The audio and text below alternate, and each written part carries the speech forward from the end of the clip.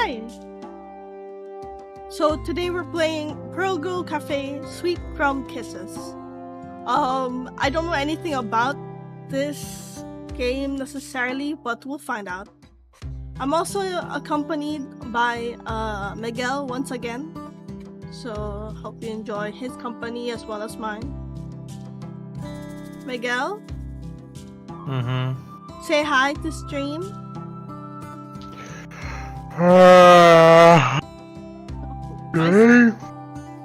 Why is every time I ask you to say hi, it doesn't even. No fucking clue. Say hi. Hi. Thank you. I will Hi. now. Okay. Hi. Are you done? Hi. Are you done?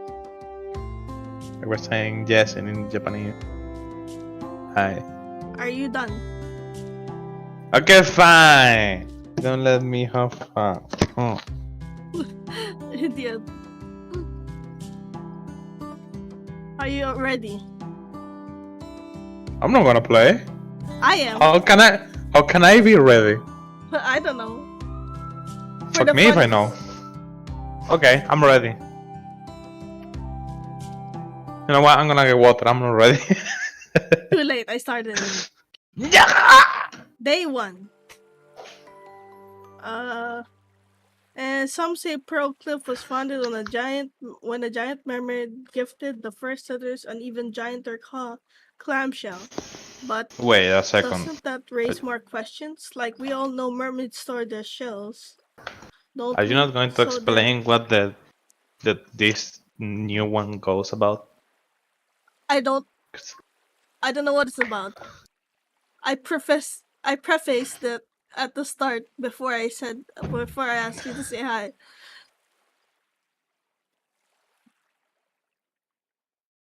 Okay, I guess. Okay. Like, we all know where mermaids store their shells, don't we? So then logically that means somewhere out there is a giant mermaid flaunting her even gianter tip. Oh. Currently unemployed tour guide. Oh. The sun-bleached town of Pearcliff isn't awake. Not yet, anyway. The morning sun has only created the horizon, painting streaks of soft yellow and cream through the sky. Second by second, the colors spread, blending steadily with the emerging pale blue. I, however, was completely unable to sleep.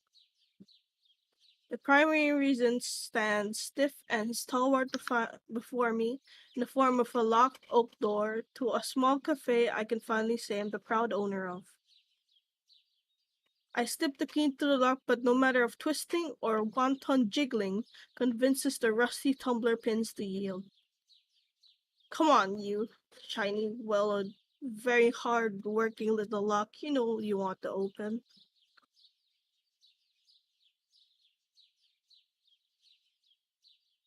The last word leaves my lips, and kachik! The lock gives way, the door opens, and the most magnificent noise rings through the world. Yes, finally! I give the wooden frame a consoling pat. Of course. Thank you for such diligent service. I appreciate you keeping everything safe until I could get here. With you standing in the way, nary a thief or illicit scoundrel would dare intrude, I think. When in doubt, sweet talk the inanimate object around you, especially the ones with belligerent personalities. They want to feel appreciated just like we do for their efforts. What I note to the door is that I will definitely be greasing its lock and hinges, but there's time to fix that later. Right now, my excitement propels me forward like a kite tumbling through gusts.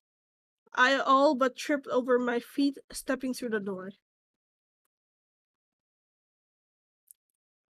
Alright. Inside is dim, lit only by soft sunlight spilling from the arched windows. There's no curtains, perfect for teasing the outside world to peek within. and even better to encourage patrons to lose themselves in the swelling waves that wash over Pierre Cliff's beaches.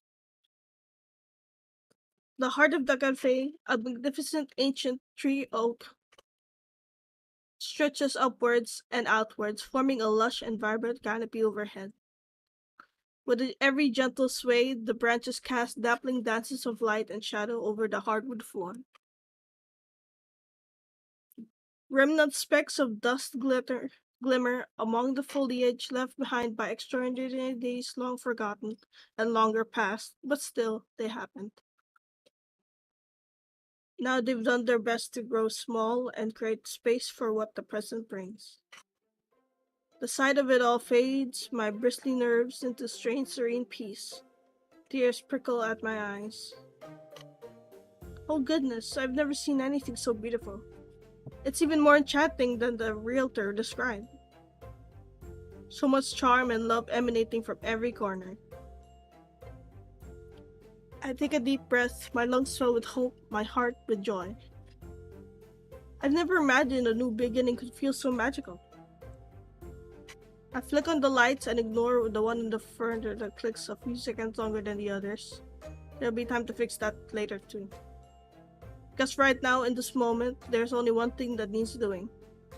It's time to open, and I can't wait to get started.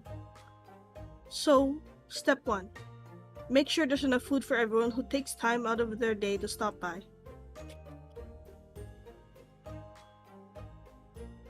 I approach the pastry case counter and drop the hefty cookbook onto it. Preserved by old magic, the leather binding is still pristine robin egg blue. Through inside, there's hundreds, maybe even thousands of recipes inside, curated in just as many as years. Unfortunately, seeing so many lives come and go, with each witch imbuing different parts of themselves and their magic within these pages, this cookbook has developed a rather troubled personality. It outright refuses to show its full catalog to anyone, only revealing the recipes it thinks the user needs. Even the most saccharine of sweet talk can't win it over. But maybe today of all days it truly knows best, one way to find out. I flip it open to reveal 2 unfamiliar recipes. The book's chuffed the teasing, paper soft snicker that tickles against my fingers. New beginnings, new store, new town, new faces, new recipes. Is that it? Another fluttery snicker brushes my fingertips. I suppose that's a convincing enough argument. Well, I guess that just leaves one question. What will I serve today? The leather cover crackles as I pry the book open, revealing only 2 potential recipes for today's special. Whoa! I can serve grapefruit curd tart, served with lemonade. Check recipe. Oh my goodness. Or coconut cupcake served with coconut tea. The coconut nut. That scared me. Sorry, that was me yawning. You're Then I almost- have 15,000. What are you even gonna do with that? Do something. I don't know. with it. Give me something to do, woman. I don't fucking know what they're supposed I'm gonna make you play Fallout right now. No! I'm not ready. I know, don't worry. So which one you gonna make? I'm gonna make grapefruit curd tart. Unfair. Ooh, the fuck's grapefruit curd? curd tarts. Curd is like the process of turning milk into cheese. It's curdling. Yeah. Yeah, I know. I know now. I know better now. Thank you. I appreciate it. Thank you. The zesty curd sounds absolutely delicious. Paired with the lemonade, this is sure to be life-brightening and energizing for even the most steep-deprived of my customers. And me. Let's get cooking. Oh, shit. And done. Okay, I thought it was gonna make me cook. It made me nervous.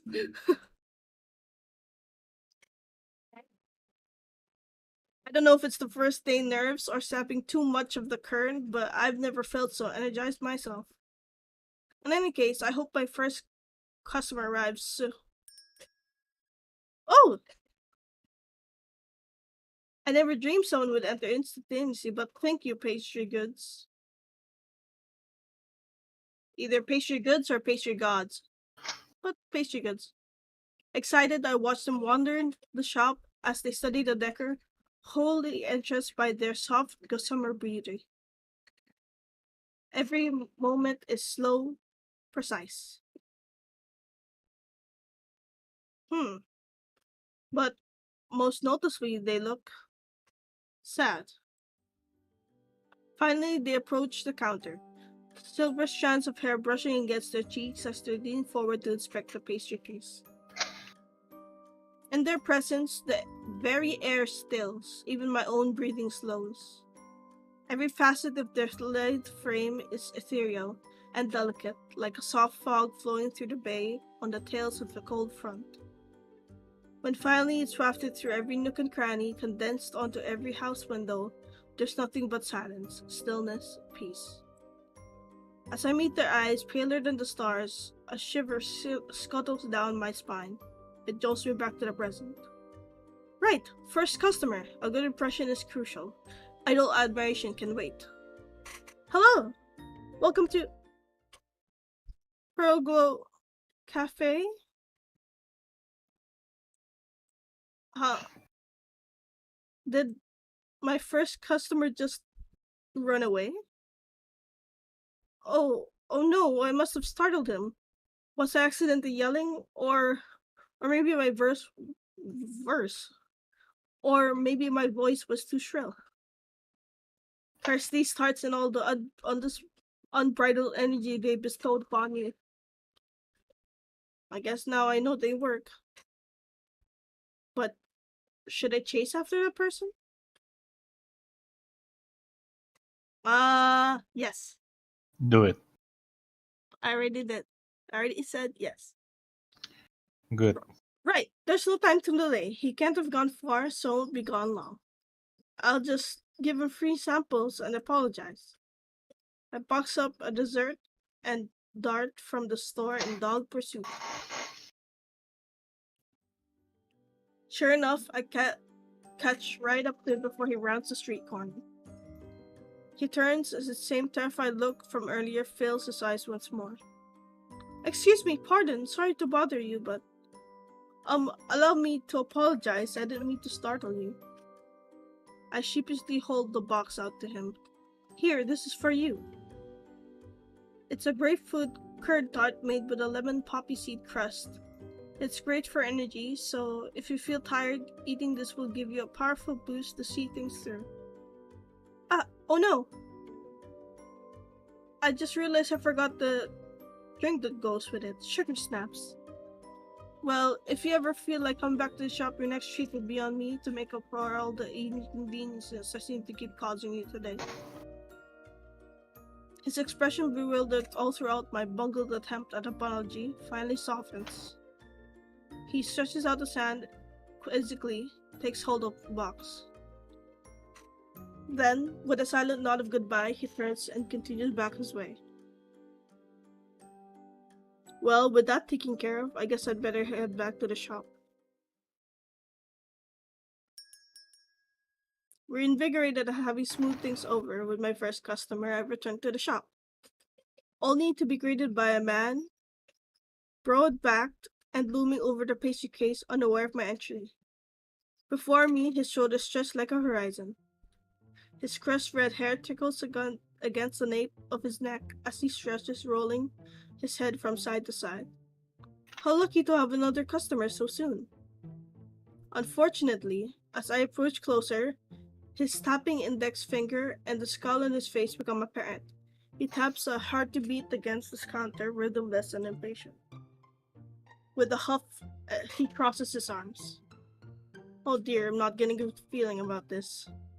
But even in the face of insurmountable annoyance, a witch must stand firm. I clear my throat, preparing to give the cheeriest greeting I can muster. Hi,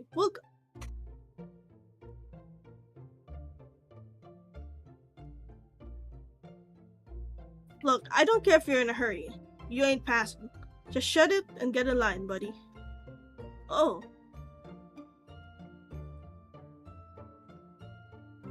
I've been waiting who knows how long already, but is anyone around? Nope. Maybe the owner had to take a shit? Like a pop balloon, any cheeriness I had deflates with my chest as he continues to grumble and end this tirade. Okay.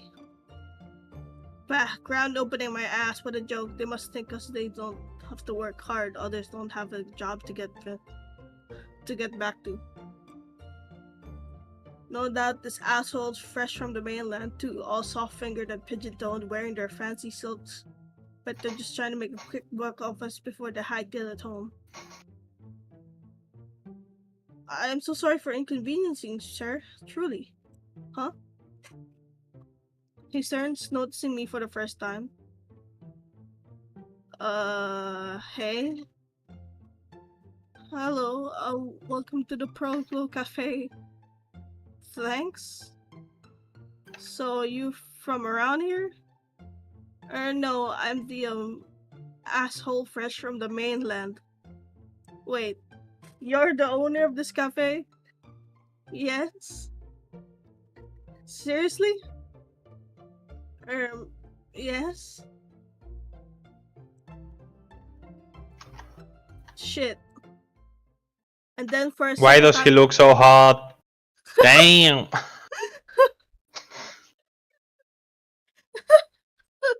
I was holding it in, but damn, he's hot.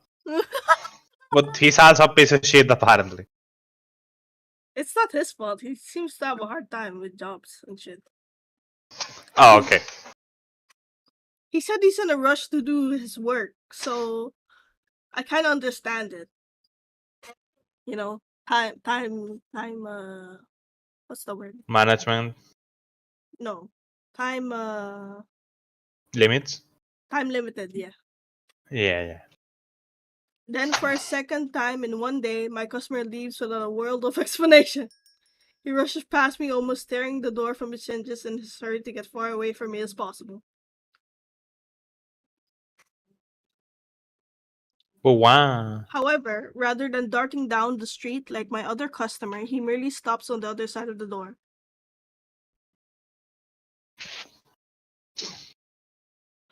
Tempted as I am to chase after him, I retreat behind the pastry counter with a defeated sigh where I should have been all this time if I wanted to avoid irritating yet another of my potential customers. Yike. From there, I watch the tall man. As he stands just on the other side of the door, once more he crosses his arms. A muffled thump echoes through the cafe as he rests his head against the glass, chin tilted towards the sky. No doubt trying to dispel the annoyance I've caused him, he shakes his head and sends his wavy hair swaying. Then, before I can deliberate further, he squares his shoulders and re-enters. Welcome back to the Pearl Glow Cafe, sir. I'm so sorry for inconveniencing you earlier. Huh? What?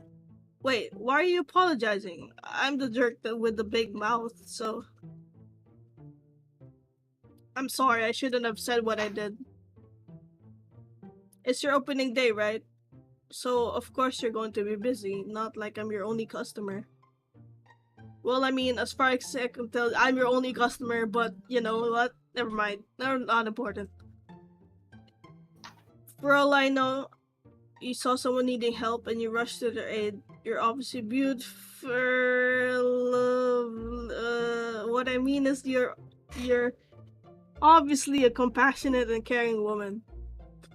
Only natural you go and help them, right? And yeah, that's that, I guess.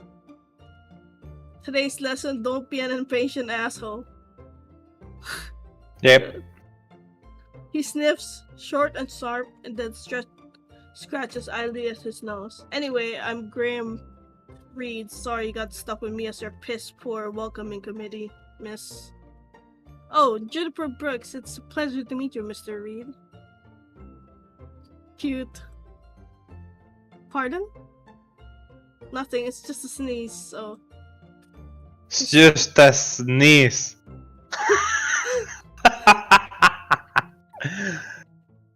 Imagine. His lips purse as he bends over studying the food on display. You got Bend any over. specials? Oh, shut the fuck up. Shut up, Miguel. It's so funny though. Oh yes, of course. Today's special is grapefruit curd tart, and it's served with a tall glass of iced lemonade. If you're feeling tired, listless, worn out, the magic within is strengthened by the dual citrus pairing, so you find yourself is... The magic within is strengthened by the dual citrus pairing, so you'll find yourself with endless energy soon after consuming it. I must be even dumber than I thought. Huh? What do you mean? Well, I don't understand any of what you just said. The food is magic? Oh, only the daily special. Everything else is just guaranteed to taste delicious.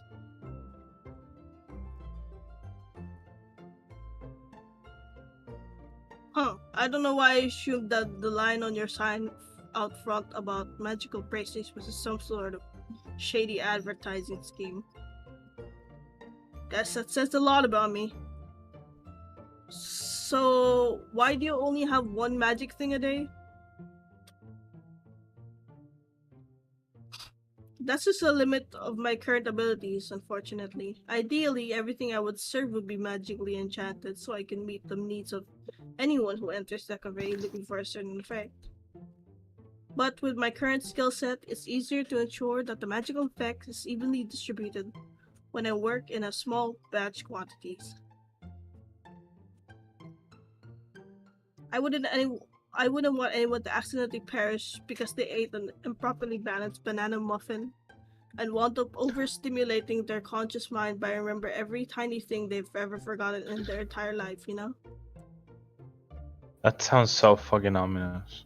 This woman is dangerous for society. Has that happened before?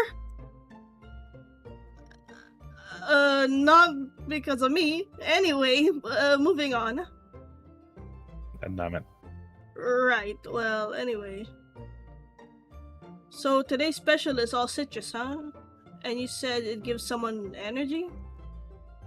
Yes, a tart's effect tends to be slightly stronger than coffee, while also blessing the eater with positive thoughts and feelings so their entire day is wonderful, bright, and cheery. And if the tart's magic is all out of whack, then what? Their heart gets stimulated so much it stops beating?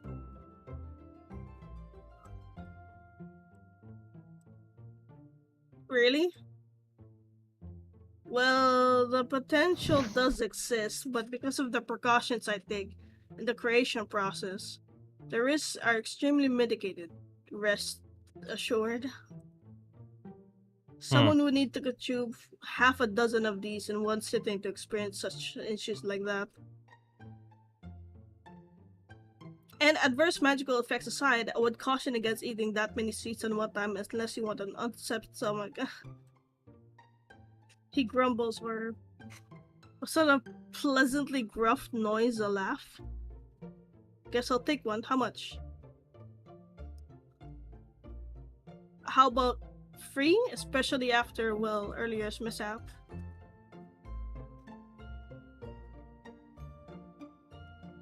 Well, I think that we've established that was more my doing, and then... Whew, when I turned and saw you for the first time, like, my mind was instantly fried. I'd never seen anyone like you before. Shit! Wait, I don't mean in a bad way, if that's how that came out. I've never seen anyone as beautiful as you before. You know what? New life lesson, let's just ignore me, like I said. I'm dumb, so, anyway, I'll just take the pastry and go, please. Oh, of course, Mr. Reed, coming right up. Hey, yo! With his pastry and drink gathered up, I pass them over the counter. Mr. Reed takes them in the arm and nods goodbye.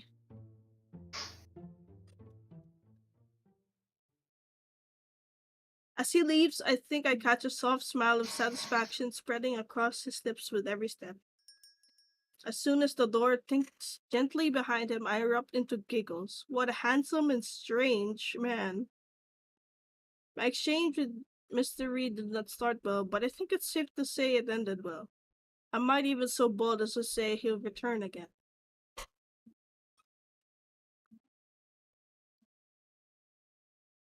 Swept away by a steady stream of customers, the rest of the day passed in the blink of an eye, and now all that's left to clean up and ensure everything is perfect in place for tomorrow. With the tray of leftovers in hand, I wave the last customer departs with a hand as the last customer departs with a handful of pastries in hand. Goodness, though, what a wonderful day. With so many exciting things happening, I guess it was impossible for today to be anything but wonderful. My own cafe tucked quaintly away in a beautiful seaside town with such kind and generous customers. It's hard to believe I'm not dreaming. And I guess if it's still around tomorrow when I wake up, then I know this dream has really come true. I better finish up here so I can find out. Grandiose greetings to you, miss! Yeep! I startled. I fling the entire tray of food I've been carrying. No! With each pastry that splats on the floor, I can feel my soul shrinking smaller and smaller until finally the last one plops against my customer's face. Where did you? Welcome to the Pro-Go Cafe, sir? Wait, one of my pastries hit you. Are you alright? Quite! It was a spill, nothing more. Now, let's see. He swipes a slender finger through the icing on his cheek and brings it to his mouth. Ah! A crisp poppy seed crust. And is that grapefruit kern? How delectably caustic against my tongue. Who says that? It seems a minor correction in order. Then what transpired moments ago was a very delicious spill and nothing more. And judging by the delightful tingle spreading at the tips of my fingers, smile threatening to burst from my lips so soon after sampling, should I presume you're a witch and this establishment a magical cafe? Oh, yes, sir. It seems I haven't given you a proper greeting. This is the Pearl Grove Cafe, and I'm Juniper Brooks, owner and resident witch. And I feel I should also mention I don't splatter most of my customers with pastries. Yes. I was refraining from judgment, but that did seem like a rather odd business model. Nevertheless, allow me to acquaint myself. Burr Ash. Pertinacious nomad, peerless in my pursuits with an ambition to capture every essence of iteration itself. Ever onward, I say. I have no idea what he just said. Pertinacious. I don't know that word. Nomad, I know it. Peerless. No friends or acquaintances, I assume. Every essence of uridation. I forgot what uridation means. But yeah. Ever onward. What? Same. I'm glad you asked. I'm a dauntless explorer, fervent naturalist, and persistent autodidact. Equally passionate in the fields of etymology, ichthyology, and ornithology, with an extensive understanding of biomedical sciences and their applications. I also enjoy plants. Me too. Oh, me too. Actually, the big tree behind us is what ultimately convinced me to purchase this cafe. When the realtor described it to me, I knew instantly that this would be a perfect location. I see. Thank you for sharing that knowledge with me. This is indeed a fascinating and stunningly beautiful feature. I would say it was a choice well made. I'd never seen anything quite like it. Actually, since you're interested in botany, you may be interested in what I have to say. Did you know here, on this very island of Pearl Cliff Bay, a rare herb is rumored to grow? Mythica botanicus, or colloquially known as whisper leaf, with dainty pearlescent blossoms that glimmer like starducks and waxy serrated teardrop leaves. Legends of old say it contains many properties: corporeal rejuvenation, boundless wisdom, invincibility in battle, and prosthetic visions. Oh my, I've never heard of such a thing before. Must be very rare. So, you're visiting the Pearl Cliff in search of that plant then? What did you call it? The mythical herbicle? Mythica botanicus. And no, not at all. My purpose in Pearl Cliff Bay is purely one of leisure. I heard the beaches here were quite nice, with a fine white sand softer than any pillow. That's not to say I'm not diligent in my research, of course. I have visited the forest every day I've been here. If whisper leaf exists at all, its reported properties are undoubtedly fictitious and exaggerated. It's well known the alchemist Guillaume Leclerc, deeply ashamed by his years-long quest for an anti-inflammatory remedy for his gout, would often fabricate other, more exciting causes to rally a crew behind. All this is heavily detailed in his three-part, 1,783 manuscript, Voyage à Mer. Oh no, it's in French. Fuck! Run away! Voyage à Mer Nacré Exploration Découverte et les vertus de Grayson de A Enigmatique. If you would like to learn more. Oh my god, that's fucking long.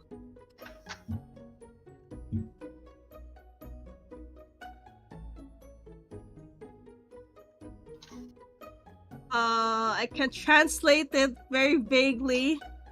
Voyage of whatever Mernakuri is. Explorations. Yes, obviously. Discovery, I think. And something Gerson. Something enigmatic. Or something, I don't know. I haven't learned French, unfortunately. Did I ramble too much? Oh no, not at all. Goodness, you're very knowledgeable, almost like a walking encyclopedia. I feel I should be paying to listen to you lecture at the university, not here at my cafe. Oh, good. I'm relieved you think so.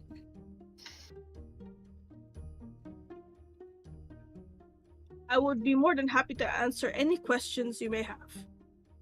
About anything, in fact. And should I not know the answer, I assure you I will find out.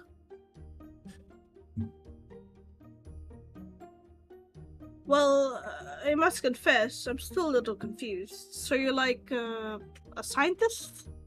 Or a doctor of some sort?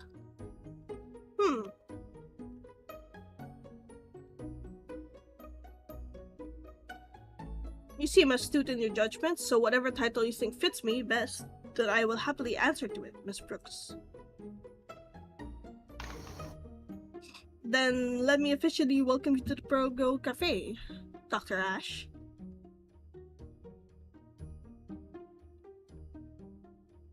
Truthfully, I wish I could say I understood more of what you've told me tonight, but, well, I think your knowledge far outpaces my own. There's no shame in not knowing. In fact, isn't searching for the answers the most exciting part of life? That much I can agree with. Now, if I may so boldly as to say, of all the places I've traveled, I have never been more immediately enraptured and felt such an arrest of spirit than by here. Your cafe is absolutely rife with charm, truly a delight to be able to bask within it.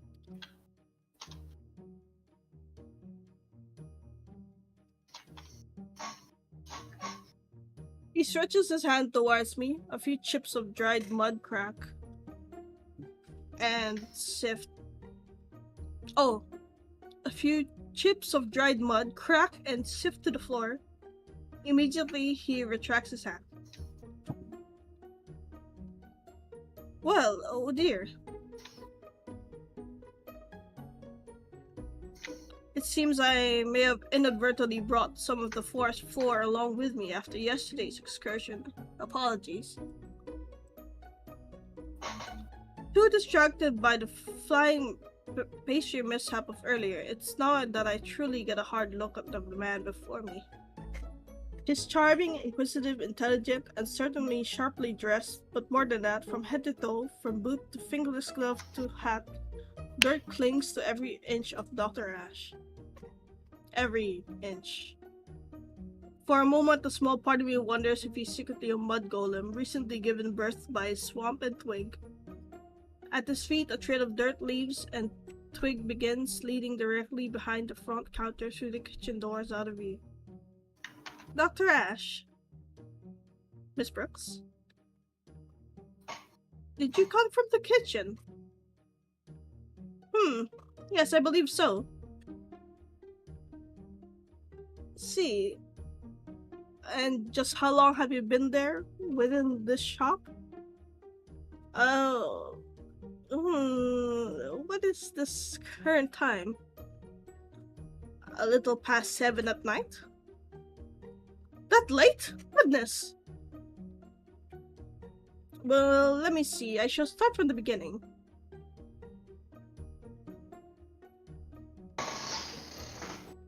I returned from yesterday's excursion early this morning, 6:03 a.m. to be precise, when I realized I was famished. It is then I noticed a sign for this cafe and proceeded to enter through the back door. I see, and why through the back door?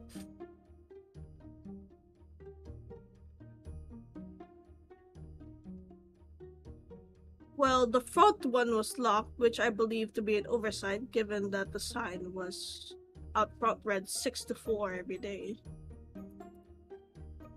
I see, and what happened next? After entering to the back door, I believe I promptly fell asleep. The room I entered was pitch black, and in my sleep-deprived state, I must have interpreted that to mean that I was already sleeping, so I laid down. Until, of course, I woke up. At which point, I rose from the floor and remembered my initial purpose for entering the cafe, to find food. It is shortly after that I encountered you. I see. Dr. Ash, I'm not certain how to tell you what I have to say. Worry not. As I said earlier, I pursue truth above all. Please know I eagerly await whatever it is you have to say.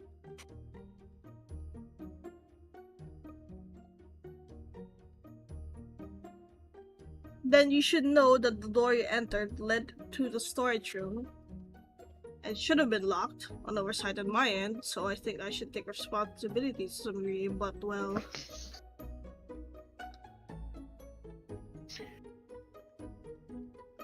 I guess that brings me to something else. Progo Cafe doesn't open until 10. Oh, and it's past 6. We are technically closed now.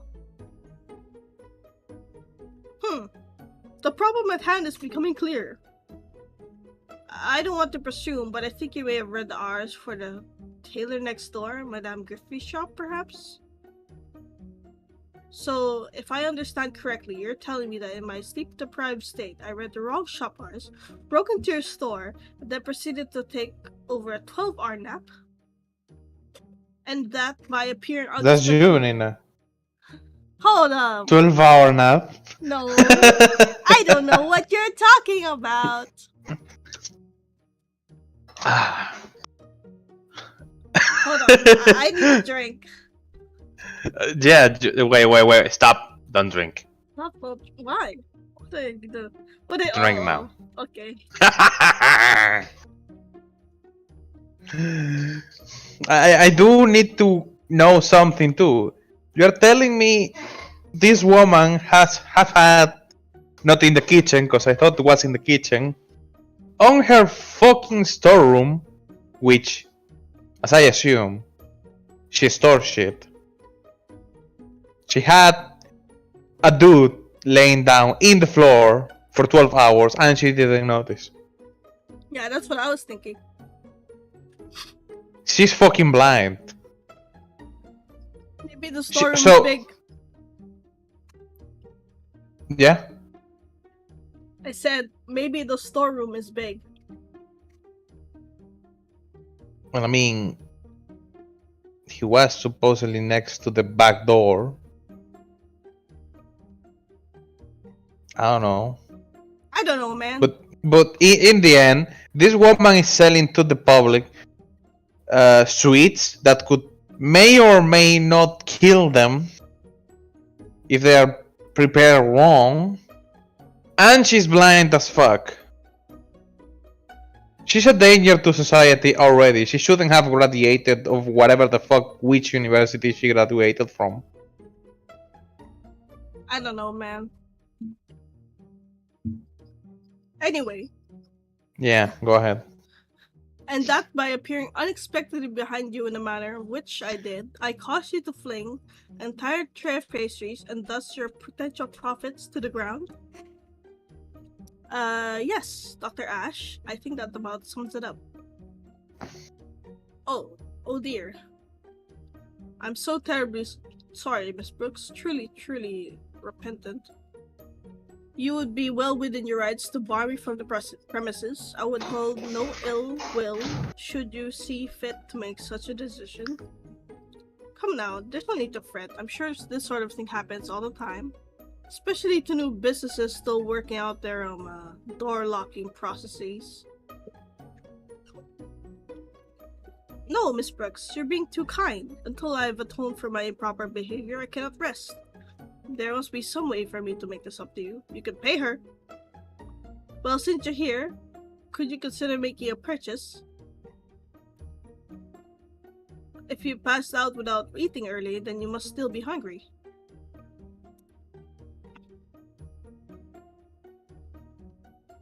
Ah, yes, that is a fine idea. A fine idea indeed. Truly, I would love nothing more, but unfortunately...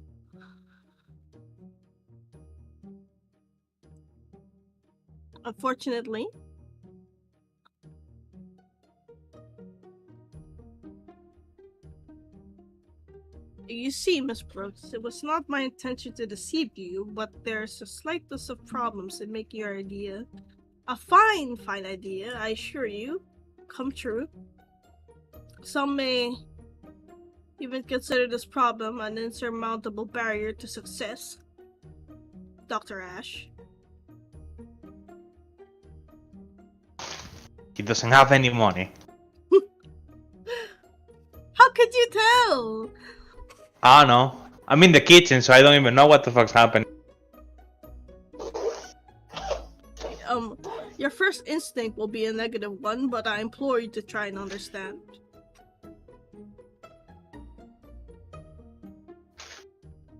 Primarily, I sleep amongst lush foliage and dense bracken, surrounded by wilderness, dining only on that which I can forage, nuts, berries, and the occasional small prey mammal.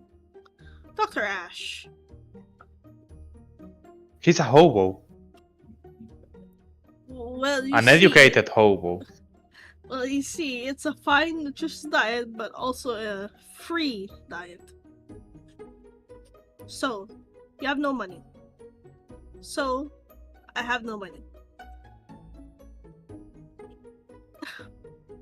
At that, I laughed loud, long, and uncontrollably.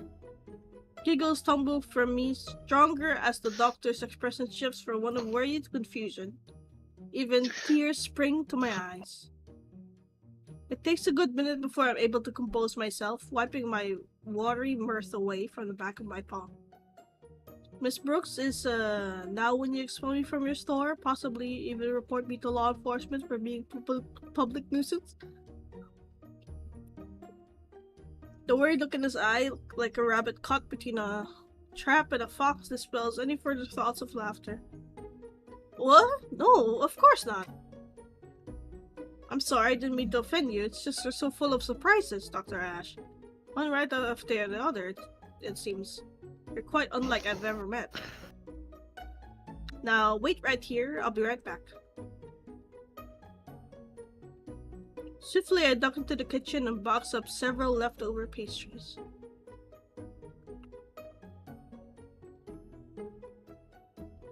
I wasn't gone for more than a minute, but when I returned, the cafe's dining room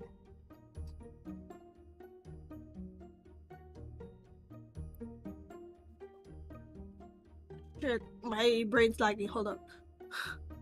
But when I returned to the cafe dining room, Dr. Ash's mud trail has already doubled from his exploration around the cafe.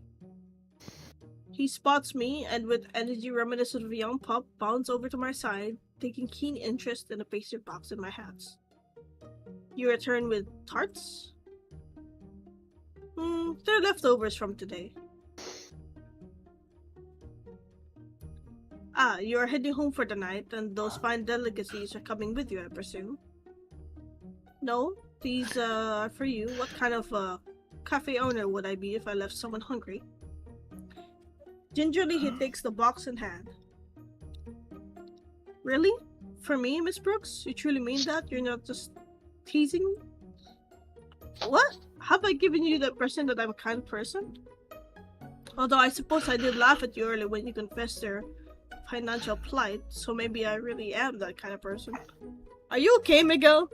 I'm hearing you Yeah? groan and shit. Oh shit, I was stretching properly, sorry.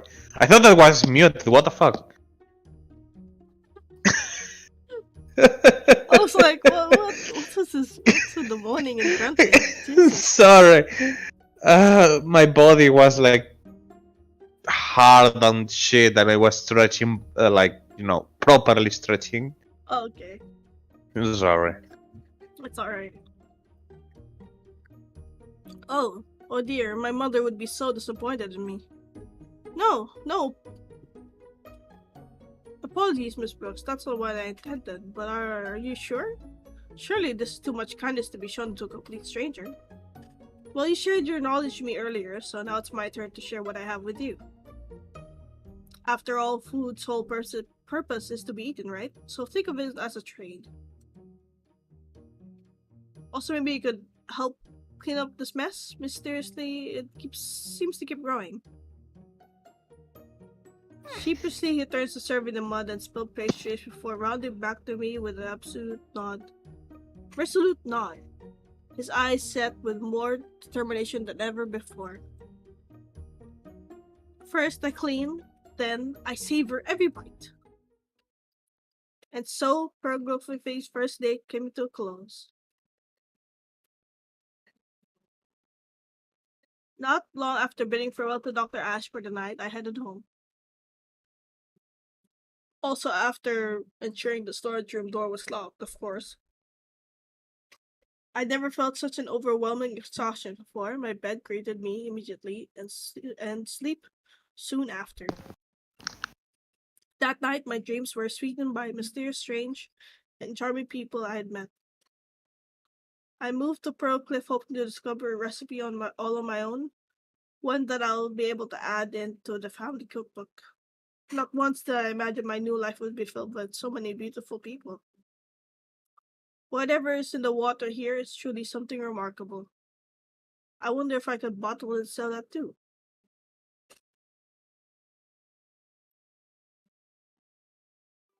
Day 2. Oh my.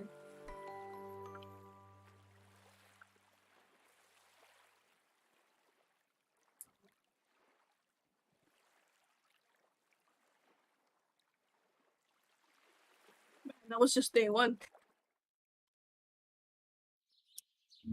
This morning, the cafe lock has decided to continue living in a stubborn existence. No sweetened words can charm it, and no amount of force convinces the key to turn. It would seem my second day of cafe ownership is off to a smooth start. Was it something I said or did? You can tell me, I promise. I won't get mad. Just know whatever in my transgression, I apologize from the deepest wall of my heart.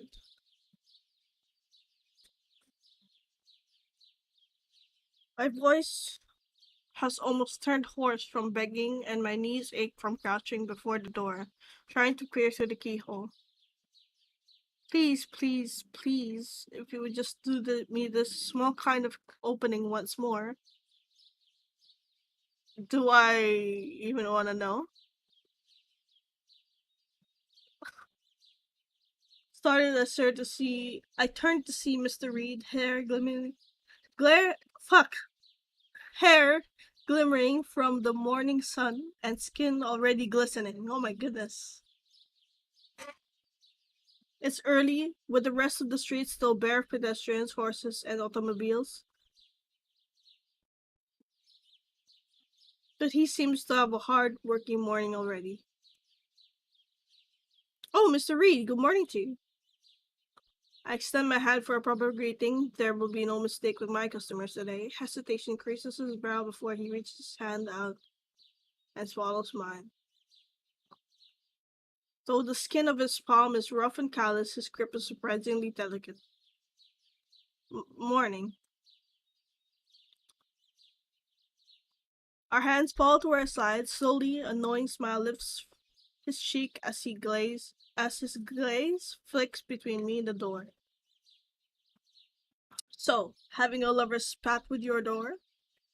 Ugh. It seems during the night we decided we are no longer a good fit for each other. Huh. Looks like the lock won the cafe in the separation then, eh? Sadly, yes. Nothing I do seems to be working. Only a little troublesome given I need to start morning prep in an hour ago. Given I needed to start morning prep an hour ago.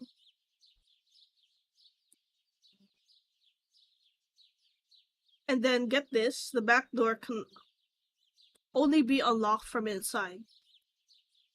For some strange reason.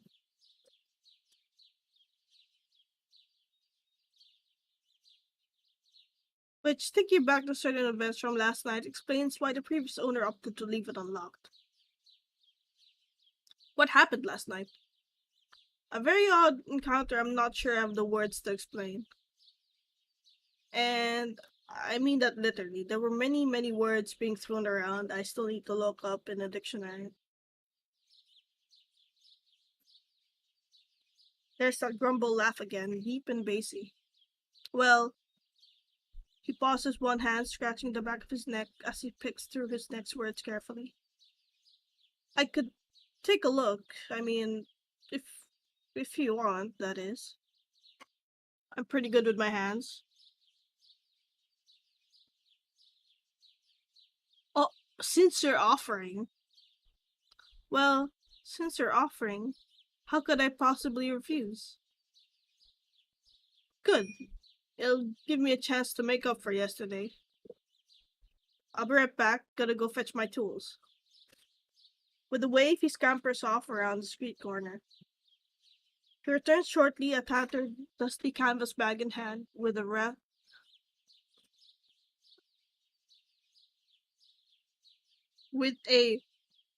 raucous clatter.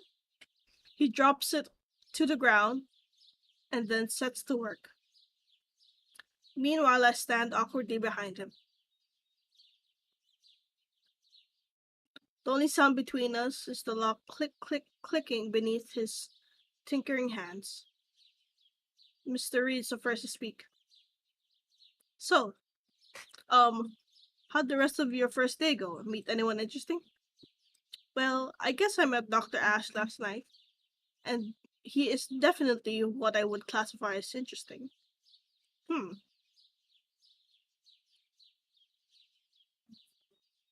He chatty, smart looking kind of man, ditzier than a squirrel on caffeine, liable to snap like a twig if he breathes too deep.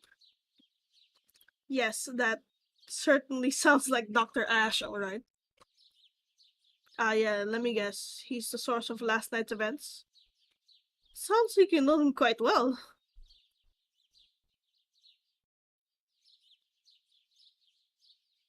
Yeah, I know him. He's only been here about a week, but certainly makes an impression. Definitely, interesting. Seems like a good enough guy, I guess. He offered to take a look at one of my pregnant cows when he first got here. She wasn't eating or drinking right, real sick, and losing far too much weight. But he gave her some kind of herb that fixed her right up. Ah, so he's a vet? I had such a hard time piecing together what he was telling me yesterday. Nope, definitely not a vet. He made that clear enough. He's. Huh. Honestly, I don't know. Maybe he's just too smart for someone as dumb as me to understand. Oh, I don't know about that. By fixing my door, you're doing something pretty clever right now, I think. Just in a different language. And nah, this is nothing. The conversation dies like a swatted fly then. All the while, Mr. Reed continues tinkering. He lowers his eye to the keyhole, inserting thin metal sticks and twisting the doorknob on occasion. My job is then to reignite the conversation.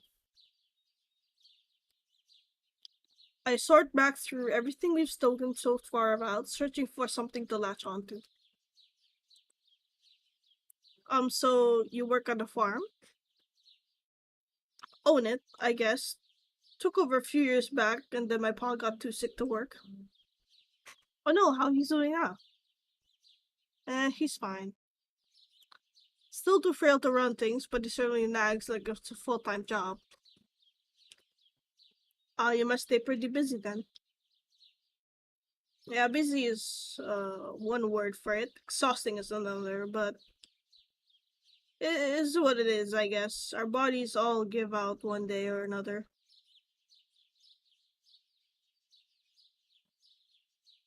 I know it's probably not my place to tell you to make sure you're well rested, Mr. Reed, but it is important to take care of your body. Yeah, yeah, sure. But time passes on no matter how you spend it. No good being idle. That's true, but I don't think there's any shame in resting or even relying on others for help every now and then. In fact, relying you on right now, even. Hmm. I can't tell if he's displeased by what is said or merely deep in thought. Either way, I decide it's best to divert conversational course to something else. Well, like I said, it's not my place to nag. So, what does your farm produce? You mentioned cows, so I guess dairy, beef. Yep, cheese, cream, beef, we do it all. My mom maintains a pretty sizable garden too, so I sell whatever extra she has at the local market. What else? I guess we have chickens, a few donkeys, oh, and a horse. Though he's a bigger ass than actual asses. Oh wow, really? I've never been on horseback before. Seriously? Never? No, never. Hard to find horses in the city these days, even here in Barrow Cliff. It seems most people have switched to automobiles. Huh, yeah, fair enough assessment, I guess. Me personally, I've had a horse most of my life. Used to be how I got everywhere, but someone was practically giving my truck away for free, so I figured why not. I still ride them around bluffs. Sunrise views never get any better than that. Oh, to be able to overlook the ocean on horseback with the sun rising far off the distance. Sounds like a truly unforgettable experience. So what's your horse's name? Everyone always asks that. Mr. Reed sighs, an incredibly low and irritated sound. His full name is. Princess Sea Star Gilbert Sweet Potato, the 17th. And before he can say anything, my little sister is the one who named him. She was only 2 when he got him. That's such an adorable name. You think so?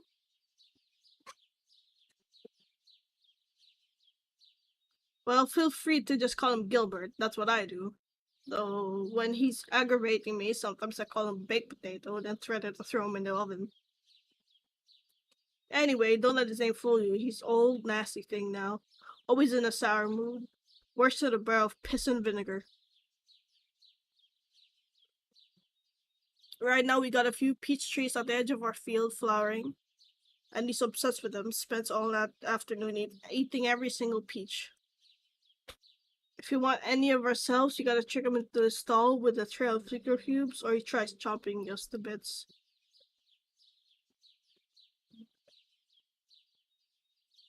With every word about his farm and family, Mr. Reed's face lights up brighter and brighter, seeing the apples of his cheeks pop with every smile. It's not only endearing, but it sends my heart fluttering. You must have fun spending so much time outdoors surrounded by nature and animals. Your life sounds absolutely amazing. He shrugs, the conversation sparked dying again. For a smell to fade like it did, I can't help but think I must have said something careless. I study the freckles smackering on the back of his neck, the faded scars stretching over his forearms, and the sweat licking his brow. He has a tough exterior, yet I only sense regret and sadness coming from Mr. Reed right now. Mr. Reed, is there something else you'd rather be doing with your life than getting covered in cow piss? He laughs. There's no bitterness to it, only a sad acceptance. I don't know, Miss Brooks. I try not to think about it. Mr. Reed straightens and then presents the entire door to me, free of its hinges.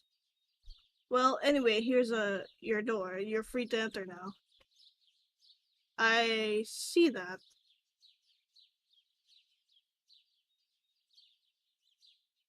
You have to remove it though? Is the entire door broken? Does it need to be replaced? Oh, nah, no need for that.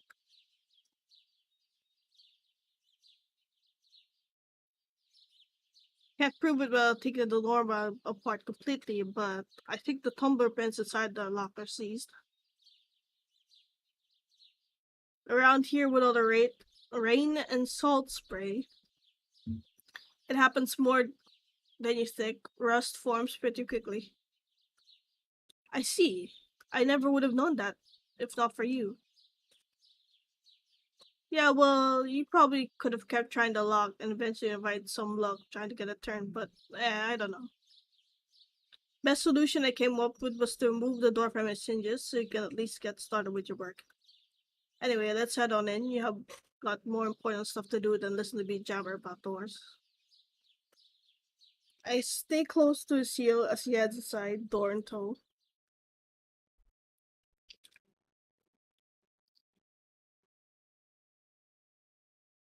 Once inside, he props the door against the wall. So, if you're alright with it, I think I can remove the lock and bring it to a buddy of mine. He should be able to truly fix it.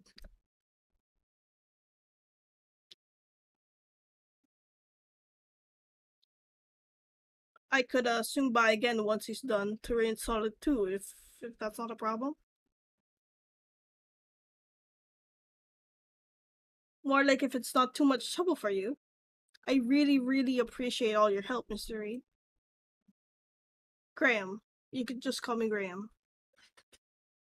Graham, then. But only if you call me Juniper. Well, I'm glad I was able to help you, Juniper. I finish up here, then I'll get out of your way. Of course, thank you once again. With a final nod, we part ways. How lucky Mr. Reed, Graham, appeared when he did. Any later, and I don't know if I'd had the time to get everything prepped. But no matter, it's time to officially begin Pro Glow Cafe's second day. I head to the cookbook, ignoring its creaks and groans, pry it open, and flip through the pages. Whoa! What should I serve today? Caramel brownies served with whole milk, never-ending cake served with eggnog, or creme brulee? I pick creme brulee. Think. Unless, Mega, Yes. what do you think? What do I think? Well, slavery is a bad thing. True. No! What? Oh, okay. It's called coffee brandy creme brulee. Alcohol? Magical effect. Unlock the creativity that lies sleeping within you. You will entertain those ideas you never would have considered before. Or we could do salted caramel brownies. Magical effect is sensations of peace will spread all throughout the eater's body. That's it. And What about the last other one one? is called never ending cake. Magical effect. Every piece is guaranteed to transport to you to your fondest memories. Never ending cake. Okay. Never ending cake. Because it has Nina in it. It does? It says, well, the author of the recipe is Nana Musi. And Therefore, Nina. I guess that's not wrong. Yeah, I mean, just said any deviation from your name, it's still a name for you. You're right. Oh, the never ending cake. I've not had this one in so long. Nana Moose was the only one who ever made it, and only ever for the most important holidays. Maybe I'll set a slice aside for after hours so I can revisit old memories too. Now let's get cooking.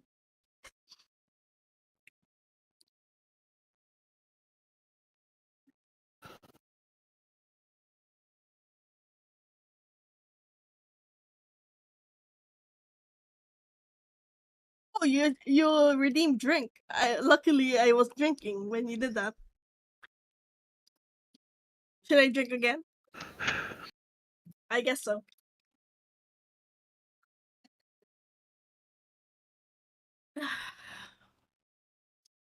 Refreshing. By the time everything is prepped and ready to go on display, Graham has officially left the store. A shame, really. I would have liked to pay him back for all his hard work this morning, but he said he'd return later, so I just have to wait until then. One by one, I place the pastries in the case until they've created a beautiful mountainous pile of food. Each portion balanced perfectly atop each other. After yesterday's success, I thought it would be best to double inventory, and now today's display even looks more impressive. Business picks up soon after opening, with a steady stream of customers. A few linger at the tables, catching up with old friends or scribbling hurriedly in notebooks.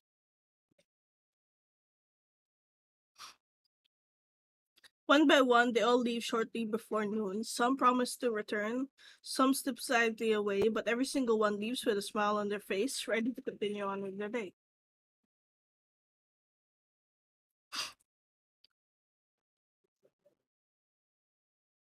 It's during this short post-lunch lull when Dr. Ash appears, entering right as I'm swapping out empty trays.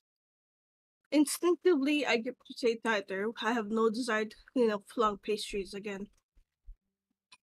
Greeting, Miss Brooks. Oh, he's clean now.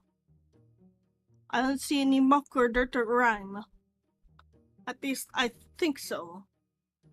Dr. Ash quickly approaches the pastry case and peers close, completely dispelling my thoughts.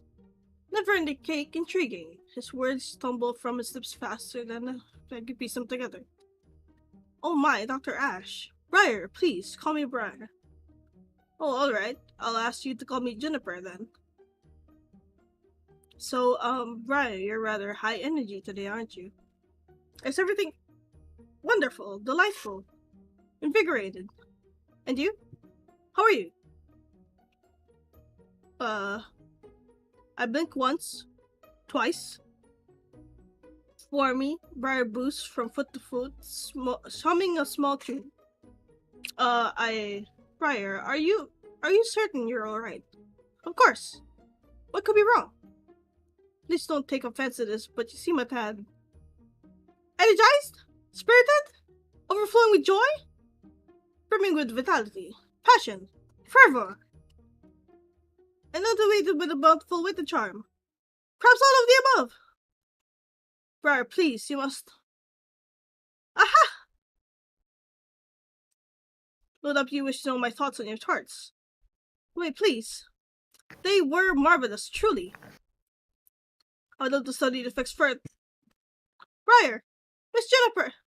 Please, focus. How many tarts did you eat? All of them! Oh no. Briar sent you home with 5 tarts. 5! How did you... When did you... You're supposed to have 1 a day max! Indeed, but quicker than any hare, 1, 2, 3, became more. I did chores, swam near the shore, became the floor. They said, hey to the door. No. Stay focused, this is a dire situation. Honestly, it's a miracle your heart hasn't stopped already. We must act quickly. Oh my god, it's real. Wait right here.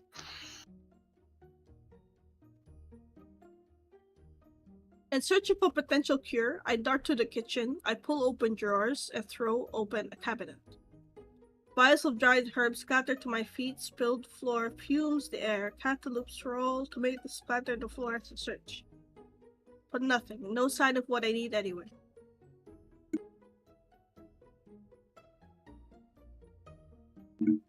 I rush to the other side of the cafe, determined to inspect every shadowy corner and dusty shelf.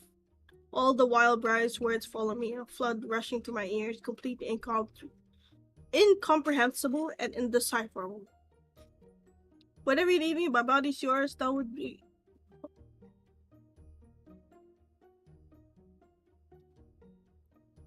What the fuck? I couldn't even read that myself, what the fuck? I estimate his speech currently exceeds a supersonic word per millisecond. Whatever he's saying, it's impossible to keep up with. Only after exhausting all the logical hiding place do I finally find what I've been looking for.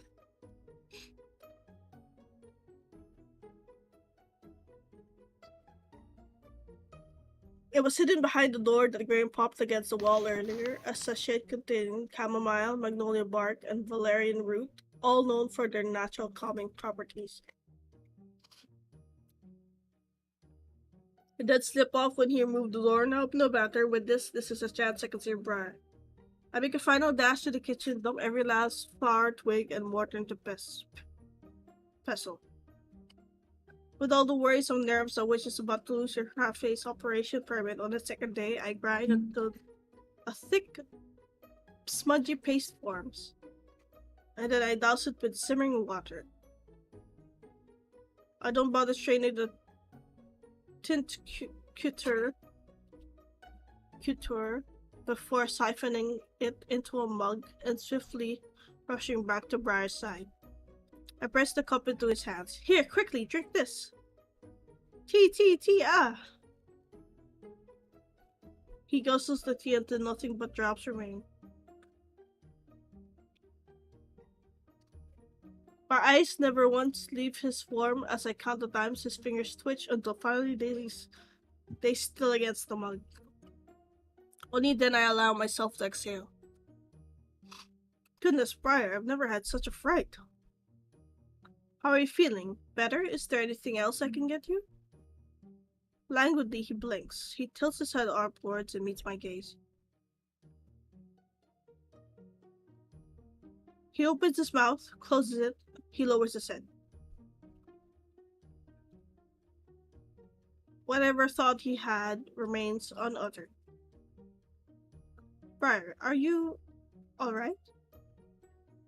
His only response is to blink again. If you don't answer me, I'll have to take you to see a physician, I think. Again, his head rises, only now when his eyes meet mine, they are unyielding. Your brows are furrowed, Miss Jennifer. Are they? And your usual smile gone. Because of me. Forgive me. Forgive you? There's nothing... He lifts a hand before I can react. His finger touches the space between my brows. There, he rose small circles. Yet again, it seems I've convinced you, Miss Jennifer. Each pass slowly eases the tension where I have settled in my spirit, gentle and knowing. It's a touch that heats my skin. Before long, his hands fall back to his side, and his sighs.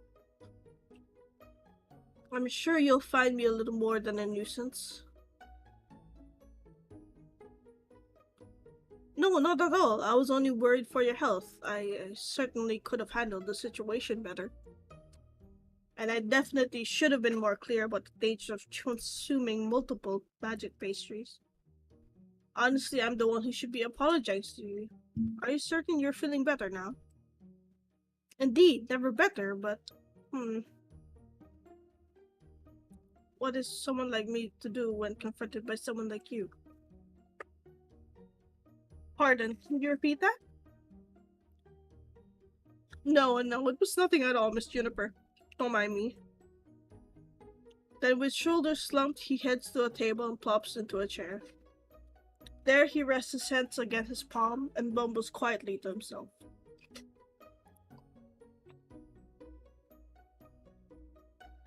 Yes, don't mind me, I'm just going to... In seconds he's snoring. I have to stifle a laugh. Once more, it seems Briar has fallen asleep within my cafe.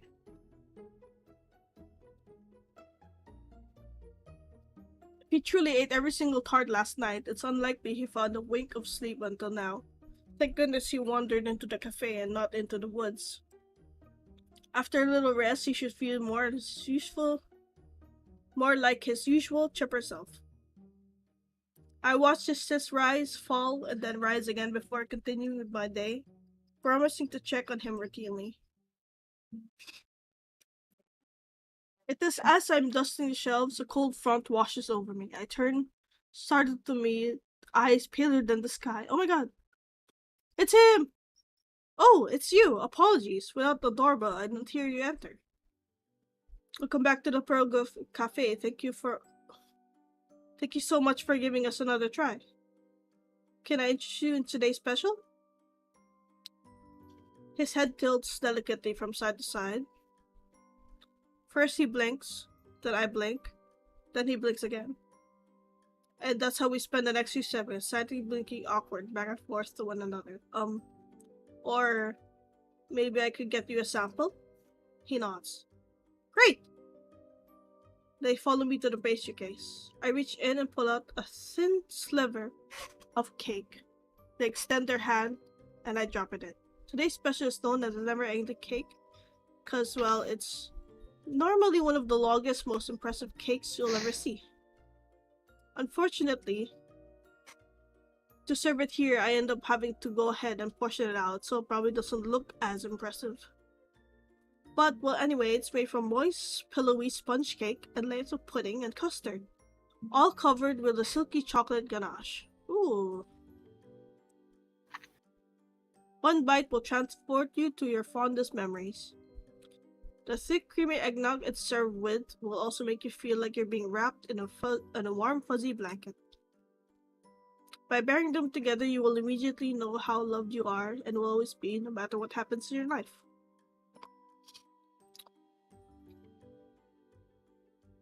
He takes teeny, tiny, itty-bitty nibbles, truly relishing the food. Only once it's gone does he look back toward me. Well, what do you think? He blinks, preparing to speak, slips apart, only to shield once more. In rigid silence, he averts his gaze.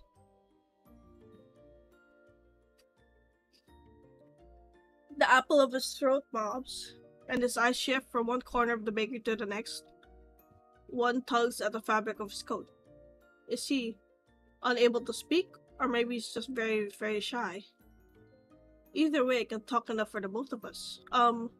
If you need more time to decide, that's perfectly okay. And if you didn't like it at all, please don't feel free to pressure take anything. In fact, you can have a sample anytime you need help deciding. He shakes his head furiously. One of his fingers points to the display case, and then before I can ask what that means, he gives me a stiff thumbs up. Oh, so you did like the cake? He nods. And would you like a slice? Another nod. From here or... Head shake this time. To go then. Final nod. Great, I'll get your order boxed up right away. How many did you like? Single finger rises in answer. Perfect. Then here you are. I nudge up a box of sliced cake and a to-go cup of eggnog across the counter. He collects both, and then for the first time, he smiles. Even a slight blush reaches his cheeks. Then, grateful beaming, he slips from the cafe. Bye-bye, come again soon.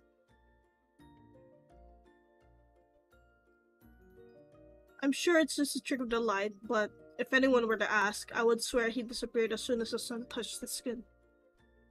How curious, but back to work.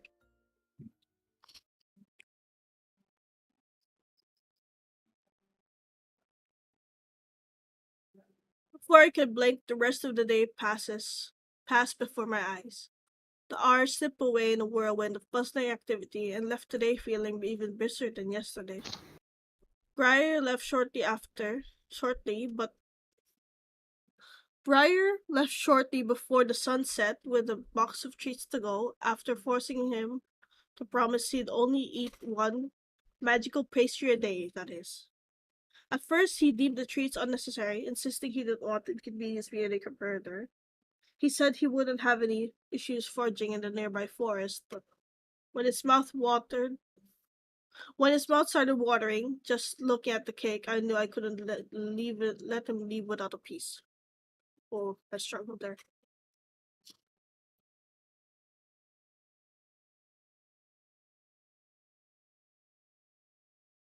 He said that he doesn't typically like to revisit the past, preferring to focus his energy in the future.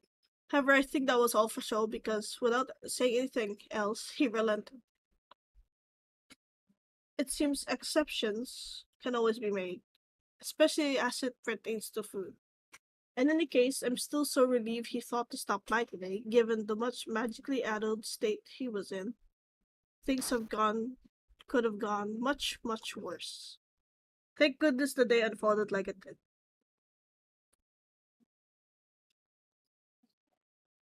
It's only when the breeze ceases that I emerge from the flowery mess I've created. Graham stands near the entrance, reinstalling the door. Oh, Graham! I didn't know you had returned. Apologies for not greeting you earlier. He grunts in acknowledgement, his lips curled tight around the small metal rod piece of the door, I assume.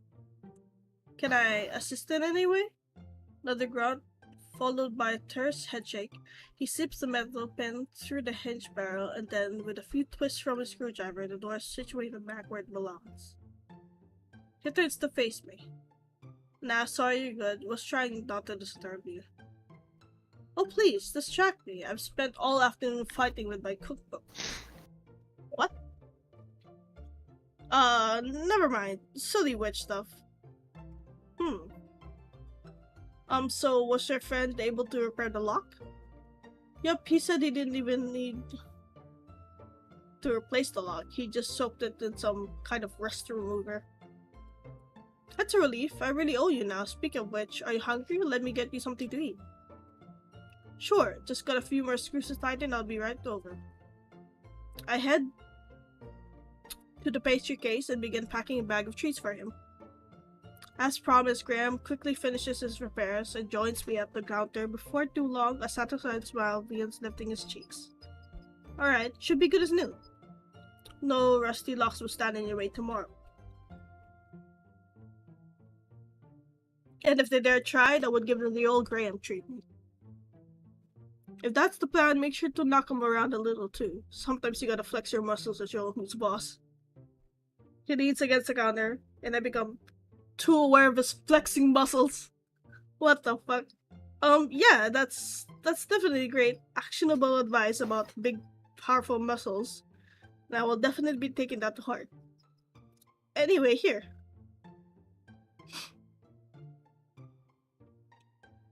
That doesn't look like a pastry bag. Why's there bread and milk and herbs? I slide the pastry bag toward him. Oh, what's this? He picks the bag up and peers inside.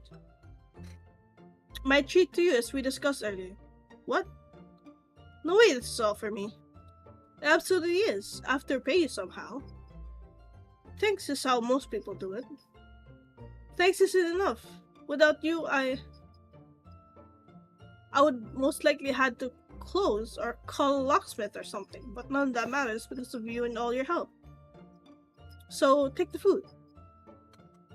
Nope, can't do that. This is way too much. The bag's about to burst at the seams. Sorry, but you don't have a choice in the matter. Feel free to share with your family, or keep them all to yourself. Either way, this bag's all yours, so do with it what you will. A familiar grumble reverberates through the air. Alright, well, I'll take it. But that just means I owe you now. That's absolutely not how it works. Undeterred, he turns from the counter, his eyes scan the room, bouncing from wall to wall, corner to corner. Come to think of it, I did see a few shingles on your roof that could do with replacing. Wait. And I think I felt a few squishy floorboards when I was walking around. Could swap those out. Hang on a second. Pretty sure some of your exterior paint chippings too. Can never go wrong with a new coat of paint. Would definitely help attract some customers even. What? No! Oh, I think that orc there could do some pruning. Some of those branches get pretty close to your ceiling. We definitely don't want that. What else? What else? Ah, I bet your gutters need... Mr. Reed, hold on right there. Absolutely not. To everything. He chuckles. Alright. Sorry for teasing so much. I'll stop. Seriously though, Juniper, thanks for these. Are they magical? Oh, yes. Thank you for reminding me. I've included some non-magical food. Just some extra bread loaves, but you'll find today's specialist inside as well. It's a never-ending cake. It's an old recipe, maybe one of the oldest in my family, with so many flavors and components. Rich chocolate, sweet vanilla, creamy custard. It's supposed to bring up some of your fondest memories.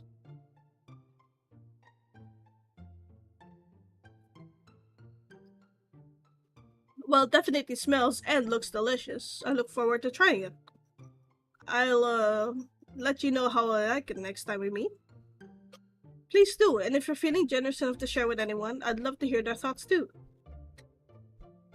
Sure thing. Anyway, it's getting late. I'm sure you're ready to get home, so I'll be going now. See you. Have a good night, Graham. I wave goodbye to him and to the end of my second day as a cafe owner. Yippee!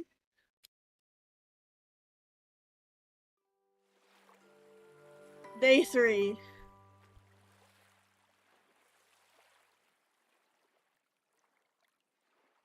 Once again.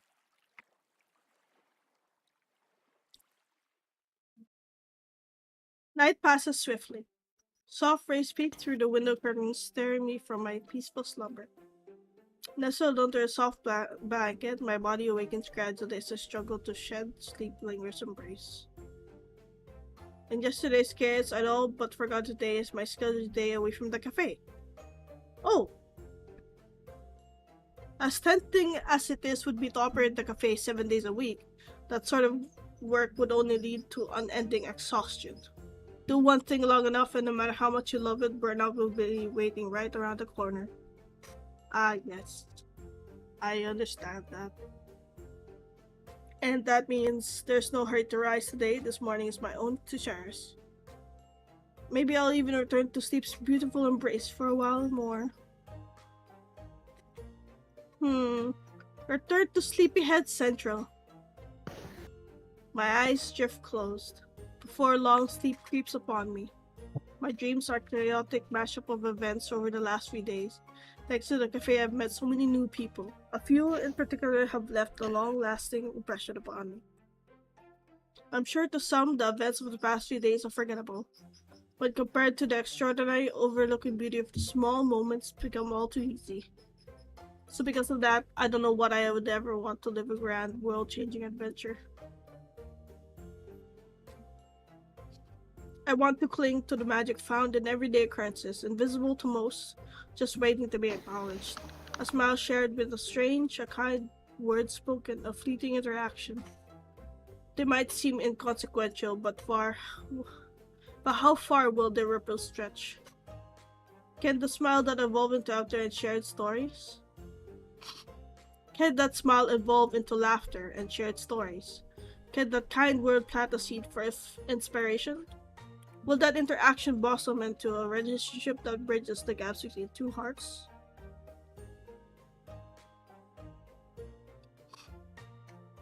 It makes you wonder what hidden potential is just lying in wait, hoping to be discovered today.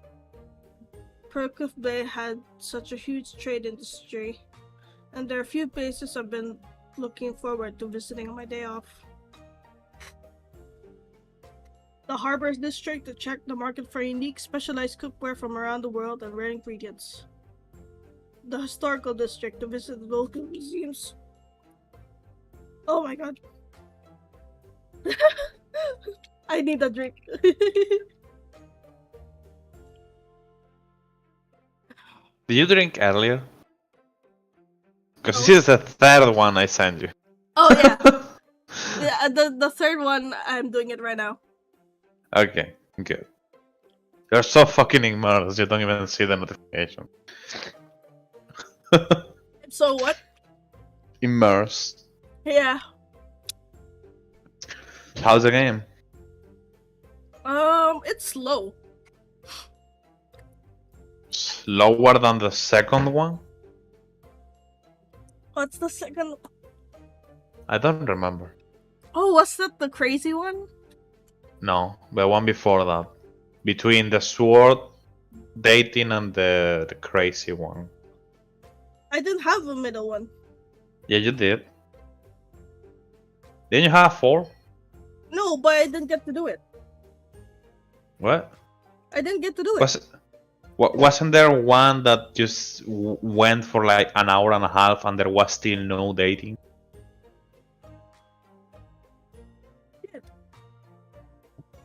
You're right. You did, didn't you?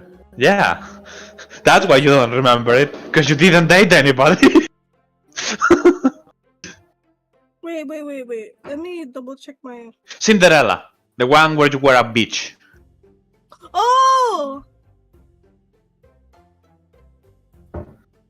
You were an absolute piece of shit princess. Oh, it's because I did my counting wrong. Okay, I remember now. This is supposed to be the fourth. Yeah, this is the 4th stream, dating sim stream, right? Yeah, I missed. Oh my god, I made a mistake on my tweet. Tweet. You tweeted this one's the 5th or something? No, I tweeted that was the 3rd. Oh, damn. Well, anyway, Nina, we all know you don't know how to count. It's okay.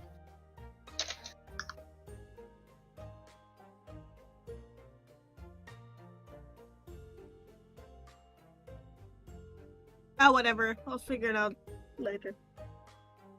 The historical district to visit local museums, bookstores. I've heard a few customers discussing the collection of cookbooks for sale. So who knows what inspiration I might find in the pages of a book.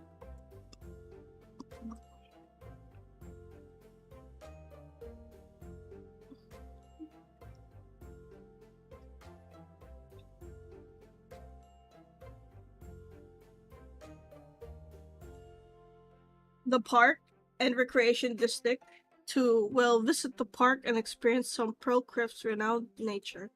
A good walk always helps clear the head of old cobwebby thoughts to make room for new ideas.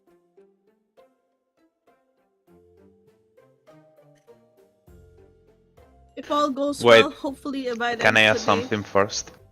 Okay. Have you found all the romantic people? I think so. I think there are only 3. Let me double check.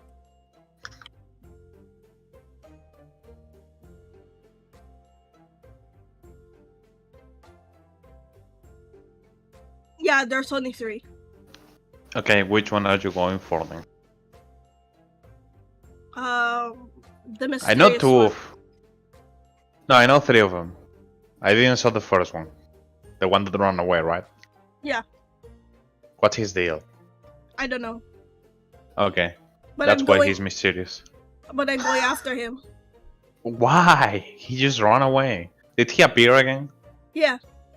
Oh, okay. I was reading manga, so I don't think I heard you. Okay, fair. Ah, shit. Harbor District. I slip on my boots and head to the Harbor District. Oh no, wait. A good thing I can go back. Park District. No.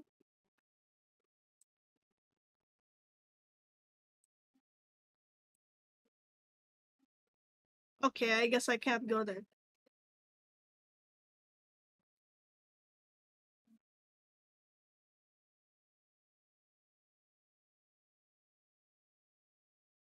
I realized I haven't saved.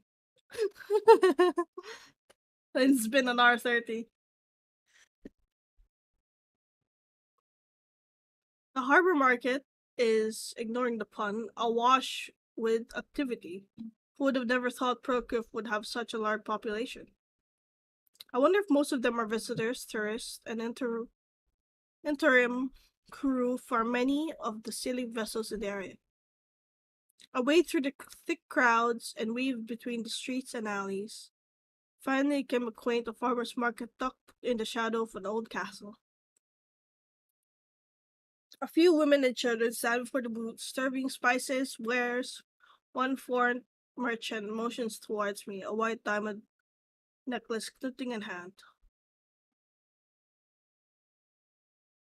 Allowing myself to be swept away in the crowd's exhilarating. There must be so many foreign fruits and spices available here. What a boon for recipe inspiration. I quickly lose time roaming through the market, but even after inspecting every booth, no ingredient strikes down my interest. Maybe I'll find something if I look elsewhere around town. Where should I go next?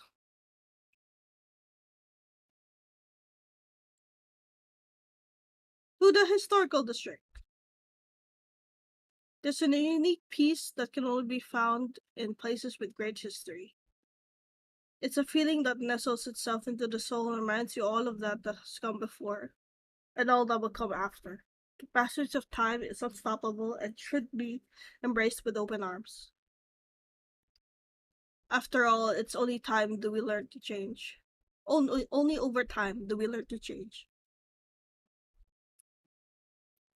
The buildings in Progo's historical district are all, well, historical. Some bear spindly cracks of their foundations, other lie in pieces, damaged in long forgotten battles. A few look immaculately maintained, their polished exteriors gleaming under the sun.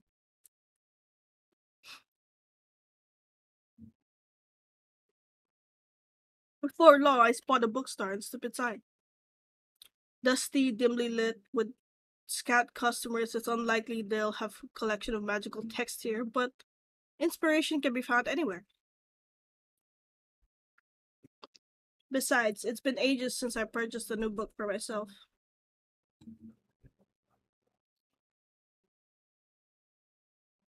I roam through the maze of shelves, my footsteps echoing slowly Softly, in the hushed atmosphere. The air is thick with the scent of paper and ink, a familiar fragrance rife with untold imagination and possibility. With every step, my fingers skim over the colorful spines. Their textures vary from silky smooth to roughened leather, each promising a unique story. One novel catches my eye, a deep red cover embossed with gold filigreed letters. I skim the first few pages with a sigh, return its book to its resting place. The process repeats with 6 more novels in kaleidoscope of genres, but more disappointing than the last. Whatever I'm searching for is proving elusive. Finally, with the last remnants of my enthusiasm waned, I head back outside. There's still time left in the day. Where should I go next? Park District. To the Park District!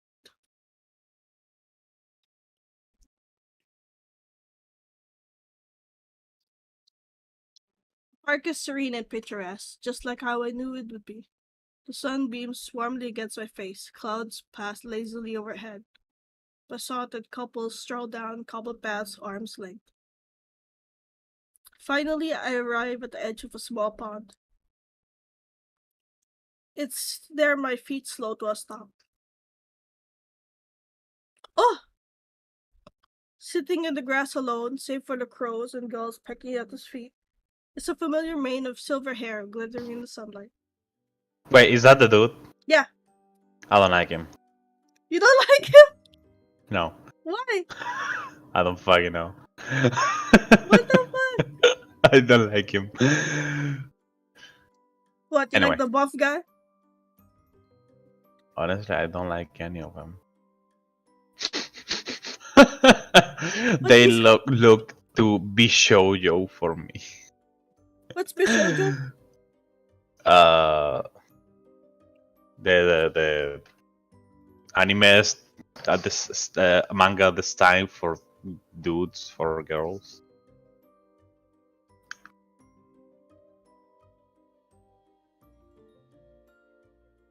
Oh, Bishoujo. Okay, okay. Did they shorten it to shoujo manga? I forgot. I wanna double check.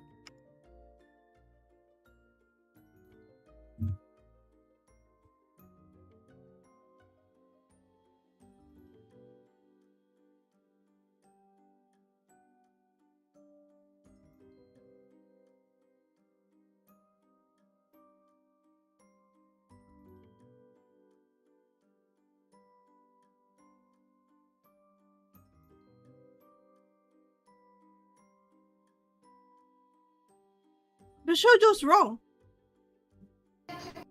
It's not be shoujo. No, Isn't it just shoujo then? I think it's just shoujo. Well, yeah, shoujo dude. Cause according to this website, the word can apply to any girl. Oh, that's right. Bishoujo is beautiful. Fuck, beautiful woman. It's Japanese for pretty girl.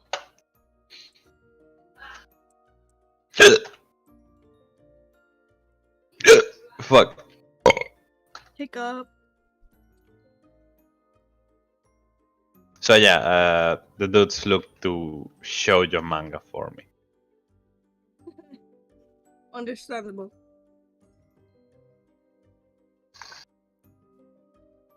As I approach, As I approach, no, I'm kidding.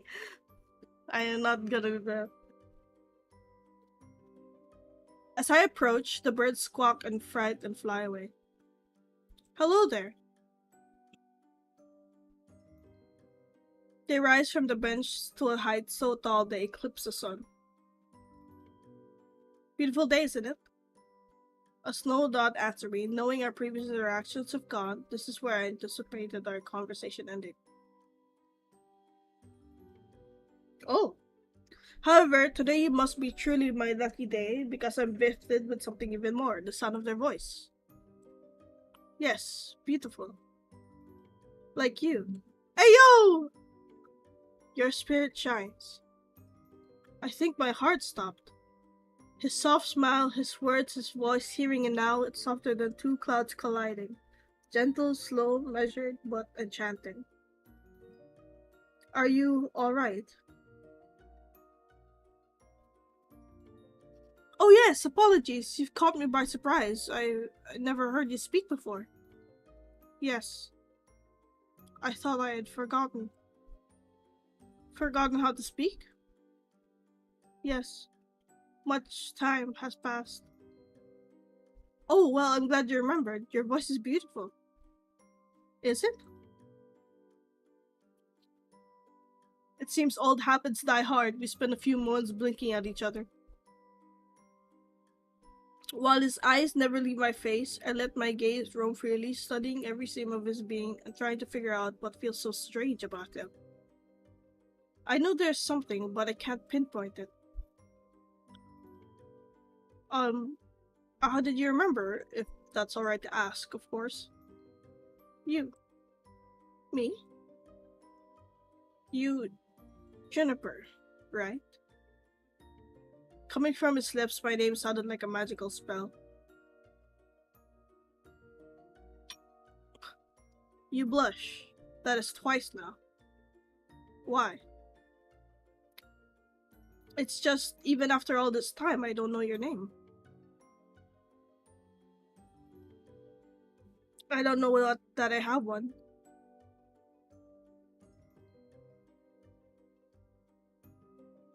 Or maybe you just need help remembering that too. Maybe. There's that sad, forlorn smile again. What thoughts could someone like him to look so heartbroken? What gentleness does he need to help him through it? You're here in search of something? Oh well, yes, I suppose that is what I'm doing. Then a gift. I found it for you. Hold out your hand. Curious, I do as he instructs. He digs in his pocket and in a moment he produces a banana peel. A spotted browning banana peel. He places it in my hand. I blink at it. It does not blink back. Useful, yes. It is not useful as far as I can tell. It is not what you search for? It is also not what I was searching for. What? It is also not what I was searching for. At least intentionally. Slimy, spotted, and browning, it's menacing in nature and threatens me from the center of my palm. However, I do not dare this to my new friend when they have only begun speaking. Well, I think I know just one to do with it, actually. And that's to throw it in the trash.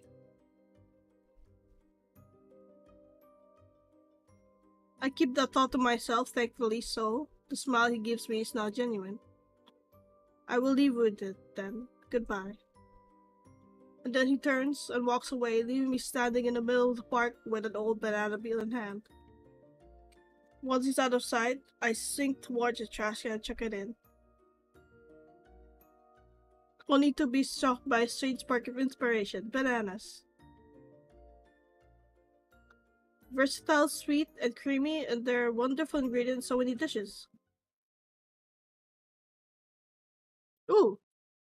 But which one would help my new friend? Perhaps the grimoire will have some ideas tomorrow. Where should I go next? Head home. Well, I suppose I do have quite a bit to prep for tomorrow. I may as well start heading home. I decided to take the long way home and slipped into a nearby beach.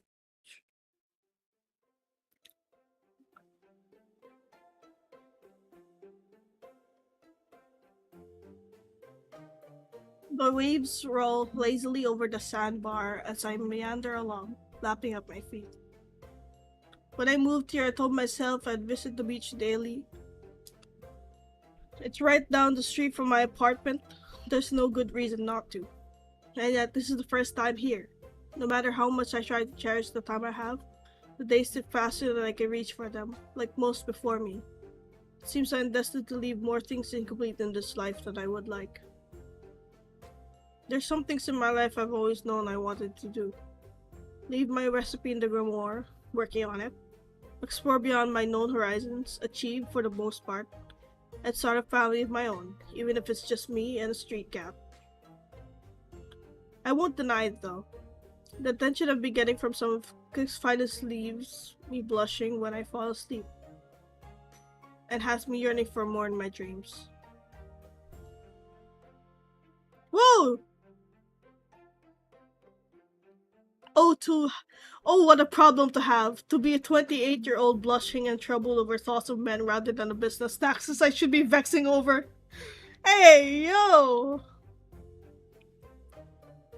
If things continue to develop like they've been, I think I might find myself in trouble. A choice will need to be made. But with so many choices in life, so many paths that never seem clear, how's anyone to know what the right choice is? Well, I guess the one nice thing about problems is that they can always be solved later. Not like they're going anywhere after all. So I'll leave this particular problem in future Juniper's hands. I'm sure she'll be much, much wiser than I am. A lot can change in a day, no use to tying my mind in knots fretting over it now. A shiver of disgust works way down my spine, interrupting my thoughts. My next step, rather than being cradled and sad, is slimy, cold, and wet. I raise my foot only for a limp, stringy strand of seaweed to come rising with it. Its waves idly ruffled by the steady ocean breeze. Well, that's unpleasant. And of course, it gives you an idea.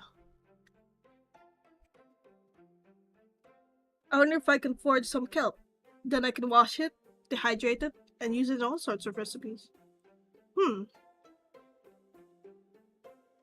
I scrape my foot through the sand until seaweed decides to stay behind. Slowly, a curious thought grows and roots itself in my mind. Memory of an old recipe I had once before. Will the grimoire show it to me? Only one way to find out. Before long, I've bundled a slimy pile of kelp onto my apron and head home.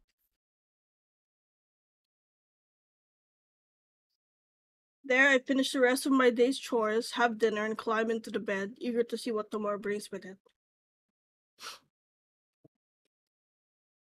Day 4. Yippee!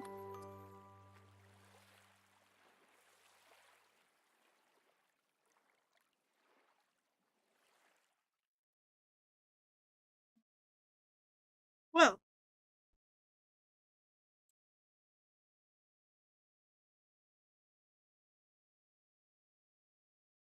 judging by the looming gray clouds traveling menacingly through the sky today, will be a quiet day, a lonely day, and a very wet, very rainy day. My first one in Pearlcliff.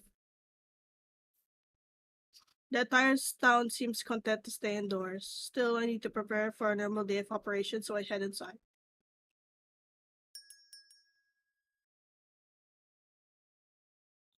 A good idea, too. As soon as the door closes behind me, thunder starts.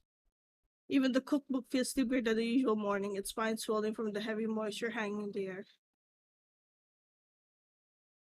It groans and protests as I pry it open, revealing all the possibilities for today's magic special. Oh! That looks like the ingredients I acquired yesterday inspired you too. Maybe you and I are finally starting to understand one another. Now let's see, what should I make today? Oh!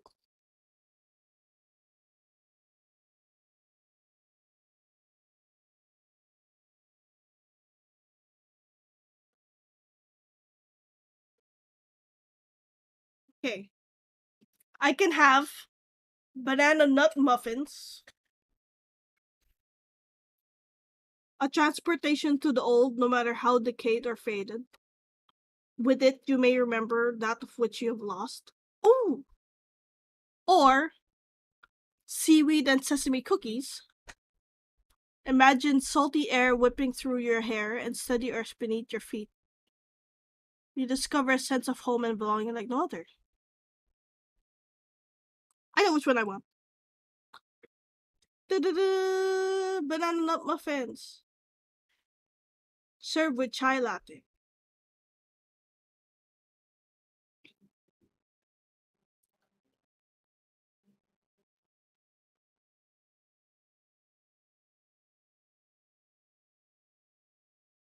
Banana nut muffins. A riff on a classic recipe with extra cinnamon and yogurt to make every bite more comforting and inviting. I definitely made them with a certain mysterious summon in mind. Well, no matter, let's get cooking.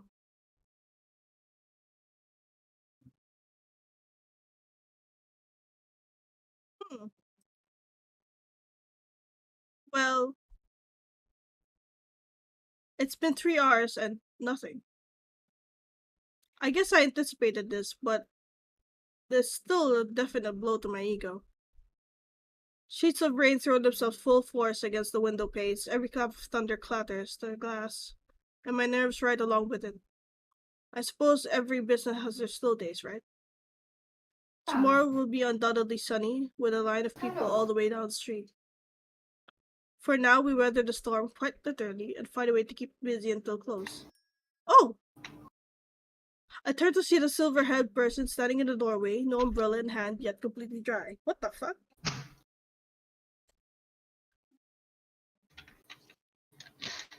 Are you okay?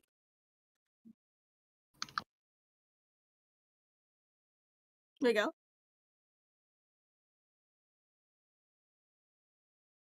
Never mind. Hello? Yes? You didn't hear me? No? I said yes, I'm okay. Why are you asking that? Because I heard you typing, and then I heard a click, and then I silence, and then What you the fuck? spoke. Yeah. Oh, I was a fool. I thought I was muting my mic and I wasn't muting it. So earlier when I was talking, you didn't hear me. Yeah. Bruh. Time for me to Anyway, disconnect. I was saying Yeah. the banana nut, because nut. Oh, so I you're was wondering why you were didn't answer. so you were speaking the whole time. It was so funny. Yes. I think I would have picked banana not the other way, just because I wanted this character. Because what? Nut? Or something else? 2 reasons. Because the description said something about gaining back what was once lost. And this dude gave me a fucking banana peel, so Oh, so you're going to... Never mind, choose the other one. I already picked. Go back. No. You know what? I don't like either of them anyway, so I don't care. What the fuck?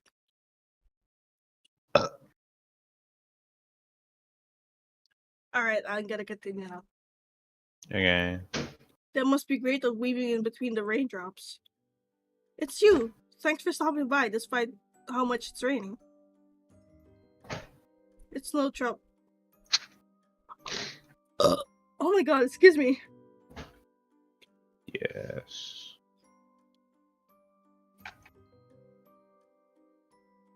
No trouble, I have nowhere to be. And if there's nowhere for me to be, then there's nowhere for me to go. So I'm here. That's wonderful, I think. Actually, wait. This is wonderful. I have something for you. For me? Yes.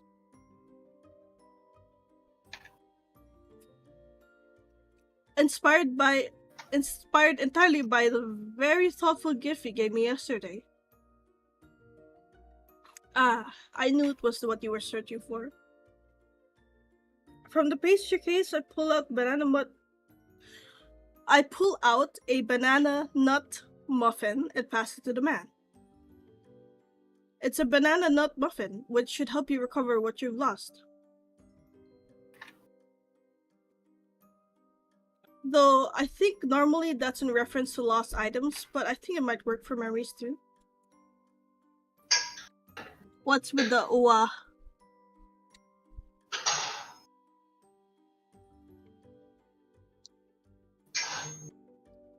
Hello, Sprinkle. Nice to meet you. Again, I think. And it's just been a while, yeah. How are you? I'm playing a funny haha supposedly dating game, but I can't be too sure. It's very much visual novel first, then dating game second.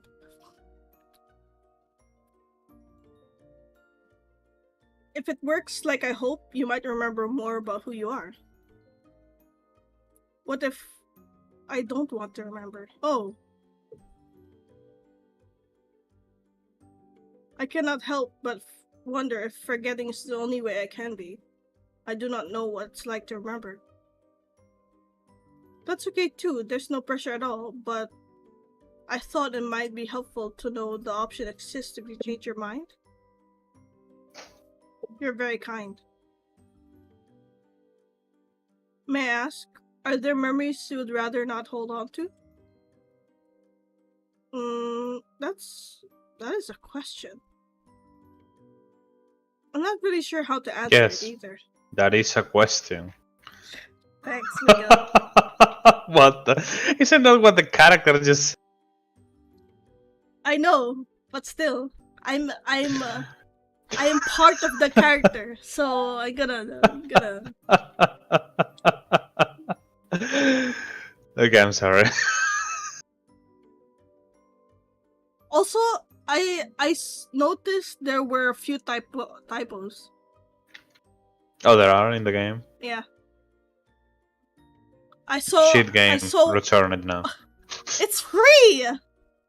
Return it. You get your money back. Plus, it's been 2 hours. I can't return it even if I wanted to. That's how Steam works, right? Fair. Yeah, it is.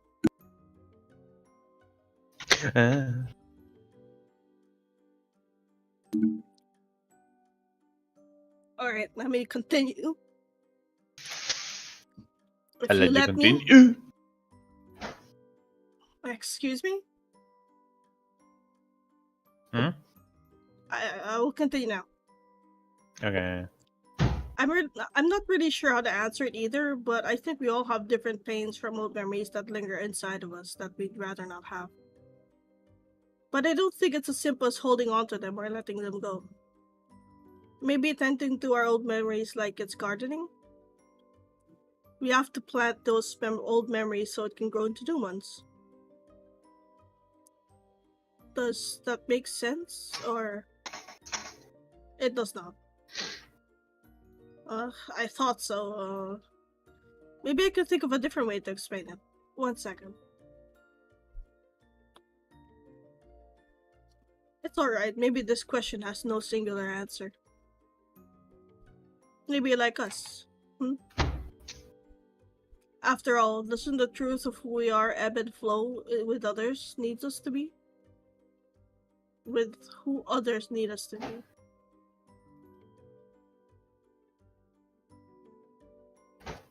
Ah, maybe that's the meaning of what you said. Our memories should flow with us, not prevent us from riding through the current of life. Yeah, that sounds reasonable. Oh, I just noticed the horse. Yeah. There's a horse right here. Because we... Okay, don't do that ever again. My horse. What the fuck? Yeah, I could just fucking change your icon if you do that again, I swear to God. No, its own character. Why do you have to be an actual horse? Why can't you just be a talking normal horse? Because I'm not BoJack Horseman, duh.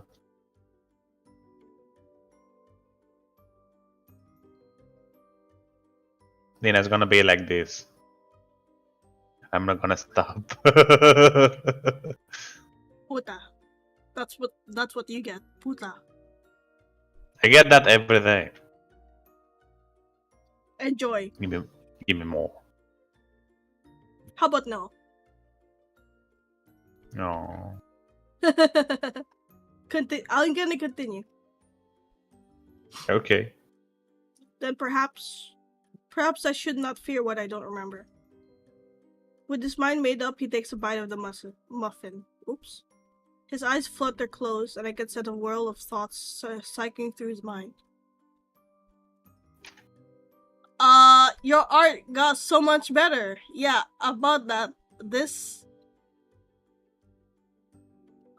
character is not my art style. Like, at all. If that's what you're thinking. I made everything else. Oh! My portfolio. Oh, thank you.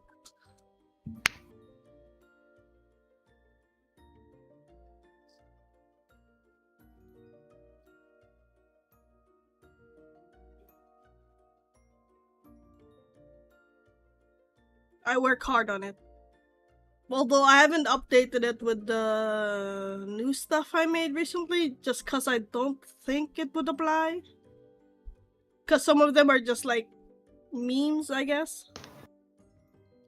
A few minutes pass, then several more, all the while the rain beats his tapping rhythm against the ceiling. Finally, his eyes open. Aspen. That is my name. Oh, you remembered! Aspen, huh? I think it suits you.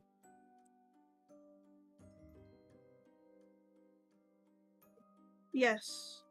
Yes, I think so too. Hearing it sounds right. A pleasant, a familiar sound I was uncertain I would ever hear again. Will you say it again? I want to hear it spoken once more. Sure. It's nice to officially make your acquaintance, Aspen. Subtle and delicate, like a breeze whispering through the night. His giggle fills the empty cafe. It flows through the world, weightless and intangible, and leaves a trail of goosebumps prickling along my arms before fading into an echo, like the delicate ripples on an otherwise still pond. But it is feathery joy tinged with the weight of sorrow. Slowly he places his hand over his chest. Rhythmically he rubs up and down. And how interesting. What a strange sensation this is. Aspen, are... They giggle again. Huh. It tickles. A part of my soul vibrates in response when you say it. It is good to be known, to be seen. It gives me hope. Hope for what? Hope that this is not all. Does warmth and purpose await every lost soul? We will see it tomorrow. Oh, are you leaving already? Yes. The rain is ending, your day is over, you will want to return to your home. Glancing at the windows shows the rain has ended, eased into a slow drizzle. And then the clock behind me chimes 6, signaling it's time to close. Where did the rest of the evening go? I'm certain when I last glanced at the clock it was only a little after noon. I guess I completely lost track of time. Have a good evening, Aspen. Thank you, Juniper. With a muffin in one hand and the other over his chest, he strolls from a cafe. In seconds, his figure has blended with the drizzling rain. I know I've said it before, but I'm even more certain now. The ethereal softness that exists around them feels so otherworldly. Aspen seems so troubled every time we meet, too. If I only understood more about them, I might be able to help. But even Aspen seems lost and confused. Maybe I just need to sleep on it?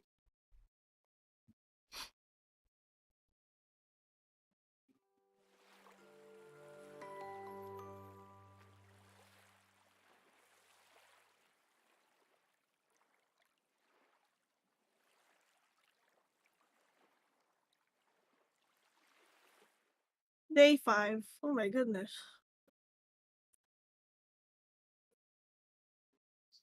The morning brings it with charity. Clarity, sorry. Treat Panto. Oh,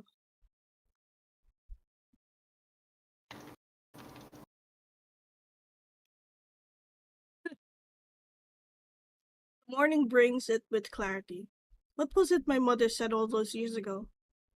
A witch doesn't need to search for her magic for it to find her in the quietest moments. Never turn away, no matter no matter how unexpected or formidable. Embrace it. Well, hopefully something like that because I think my magic may have found me while I was sleeping. This morning my fingertips itched to create something. A strange, unfamiliar beating thumbs away in my heart. The nestle deep, deep within the marrow of my bones is an excitement for everything today will bring. Meaning I need to get to the cafe. There's work to be done and new magic to create. Speedrun. Once there, I rushed to the cookbook and turned to a blank page. Good morning, you little rascal. I think I've got something to add to you. A spell all my own. Are you ready? Paper curls around my finger in a gentle squeeze. Even it vibrates with excitement. Closing my eyes, I let the visions of it overcome me. A soft, pillowy cake with a mild sweetness, a delicate crumb with every bite reminiscent of biting into a cloud. Just imagining it, I can taste the sweetness of it on my tongue. When the book uncurls from my hand, my recipe is left behind. Every detail from ingredients to instructions flawlessly captured on the page and written in fresh ink. My own personal spell has now joined the collective wisdom and experience of every witch who came before me, a symbol of shared connection and magical heritage. My heart flutters at the sight of it. It's a testament to the importance of my experiences these past 3 days. And most importantly, a testament to the impact Aspen has on me just a few short interactions.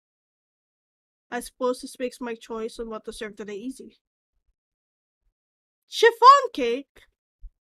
Yippee! Surely a romance game. I mean, it is. Pretty much.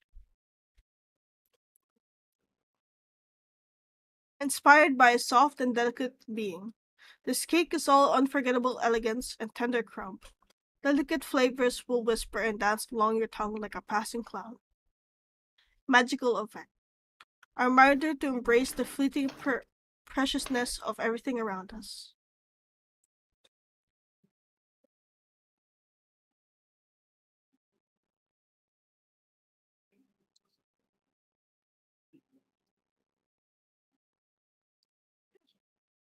See Aspen's reaction and he arrives. Now let's get cooking.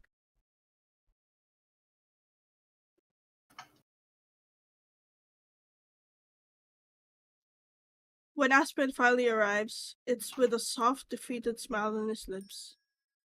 He lingers by the door. I let the moment pass before approaching him. Hey, Aspen, are you doing okay? Unlike last night, hearing his name doesn't seem to excite him.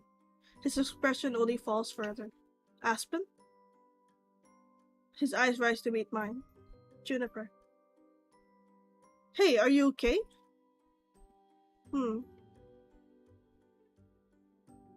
He extends his hand, fingers thin and frail like stiff icicles frozen in place. Will you hold my hand? Sure. What for? A test. Hesitantly, I reach for his hand. It's colder than ice, colder than a person's hand should be. Afraid of the answer looming closer, I touch my hands to his cheeks. Cold spreads through my fingers, up my arm, and settles in the lowest pits of my stomach as the realization hits. My heart shatters. I should have known or seen it sooner.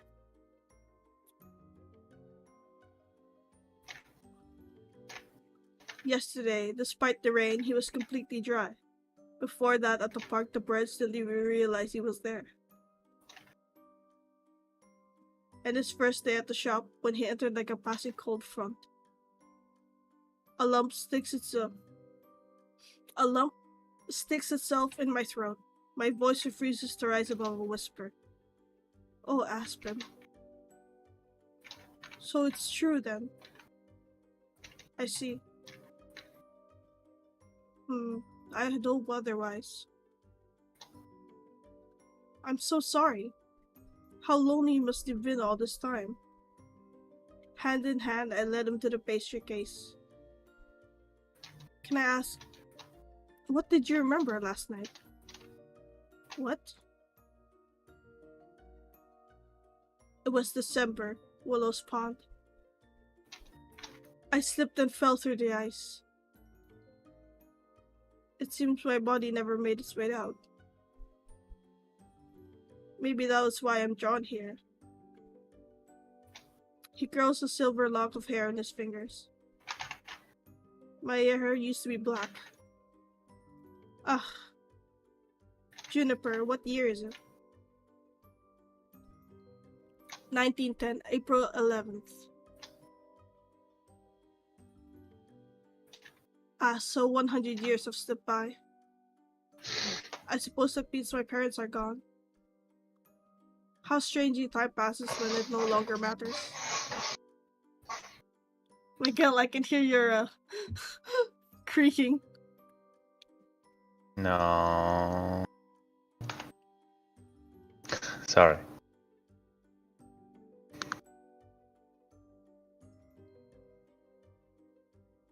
What do I do now?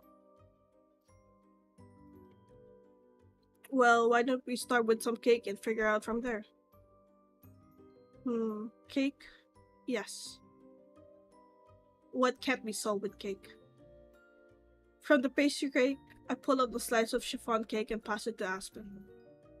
We sit in silence while he eats, slow and thoughtful. I sit beside him, never letting his hand slip from mine. I would like to think the longer I hold it, the warmer it becomes. It's only once the cake is gone that he continues to speak. I wonder why. Why could you see me, when for 100 years no one else was able to? I don't have the answer for that, I'm so sorry. It's alright. Maybe this question has no answer. Or maybe this moment we share now is answer enough. Juniper, I have a request. Of course, anything you need. Will you meet me at the cliffs once you close?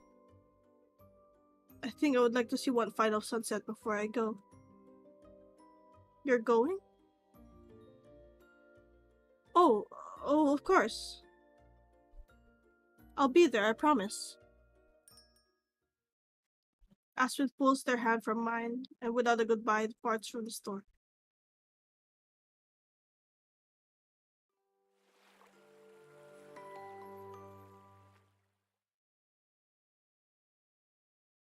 As soon as Progo closes that evening, I head to the cliffs to wait for Aspen.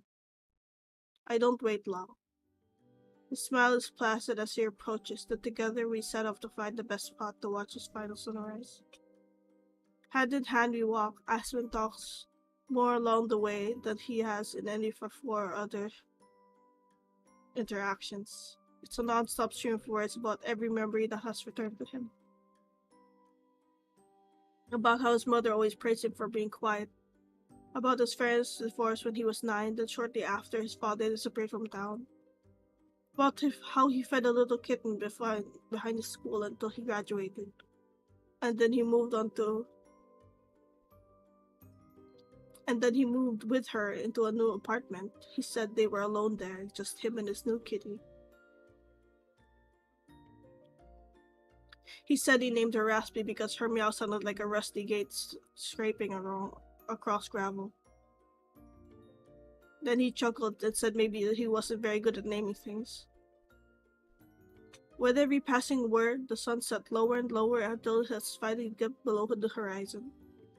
At last, Aspen says, We are where we need to be. I unfurl the blanket, We sit down on it and raise our eyes to the stars above. I speak first. Would it be selfish for me to ask you to stay? Yes, but selfishness isn't always bad. I wish I had learned to be more selfish earlier in my life.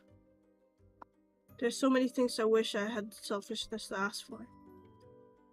Then, if I asked, a sad smile curls his lips.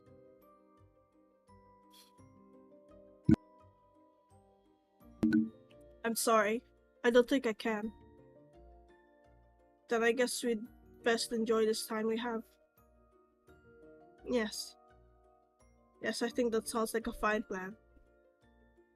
I hold Aspen's hand tightly in my own. Overhead, the moon drifts idly through the field of glimmering stars. Night passes, morning comes. The world turns quiet. I am alone. Farewell, Aspen. His name leaves my lips and a wispy giggle echoes through the hills.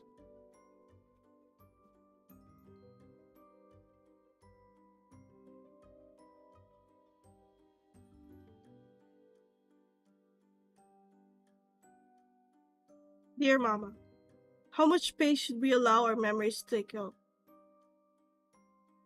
Pearl Girl has only been open 2 months, and yet I feel my soul has already been flooded with memories and unforgettable friends I have made here. Some joyous that my heart's swelling, others harder to bear. I'm worried I'm running out of room for the future will bring. But I'm coming whether I'm prepared for it or not. I suppose it's the only answer when... I suppose the only answer then is to preserve the past of my best abilities. Does that sound grim? I hope not. I wouldn't trade this bittersweet taste on my tongue for anything.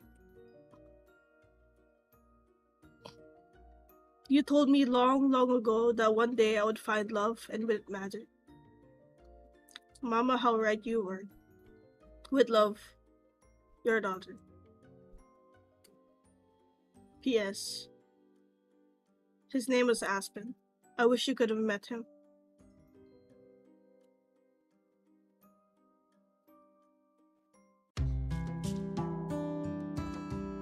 It just stops like a... Whoa! Did it just close the game? It didn't just close the game, but it did stop it. It didn't even How have was it? like a credits scene or something. How was it? Pretty good. The dialogue history is empty. What do you mean? Did it delete your save or something? No.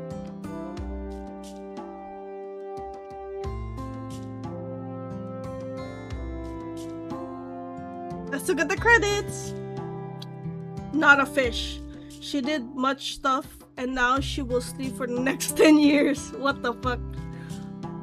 Scholastica.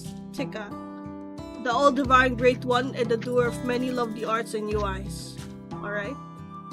Special thanks, Mom, Cat, Sad Irish Films, and Foods, but especially Goat Cheese! Yippee! Cheese! Cheese! Dornenspieler. Backgrounds, cafe interior, pond, lounge, park, bedroom. Made with Renpy! Oh! Rimpai. Renpy. Rimpai? Rimpai. No, Renpy. That was cute! That was an hour 26. So you're telling me I basically fell in love with a ghost.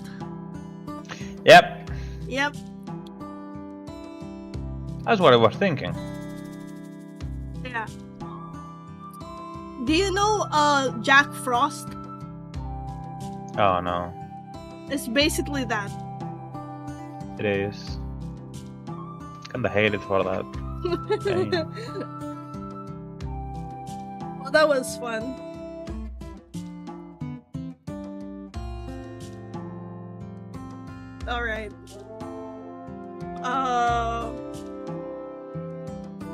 don't know if I'll be able to do the other routes another time. We'll see. I'm thinking about it.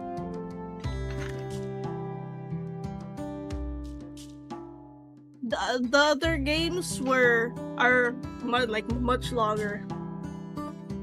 Like I have to do it like probably once or twice before it finishes. Cause the other games lasted me like 3 hours each or so. Well, like average that, but yeah.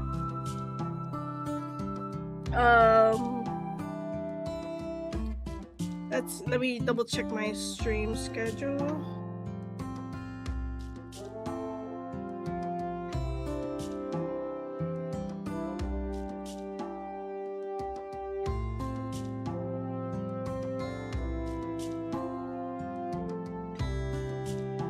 Okay, the next game is going to be called Pub Encounter. I'm dating a bunch of older guys, pretty sure. I think that one is more on the dating, hopefully. I really hope so.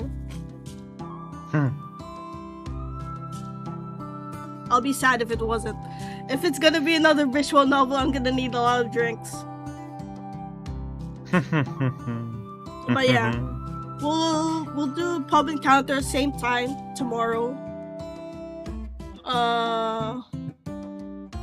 Yeah. But that's about it. Thank you for joining. We're going to end here because I have stuff to do in the morning. I have to go out. Yeah. That's my excuse. And we reached the end. Yeah. So thank you again for joining, even if it was such a short while, Spinkle. Good night.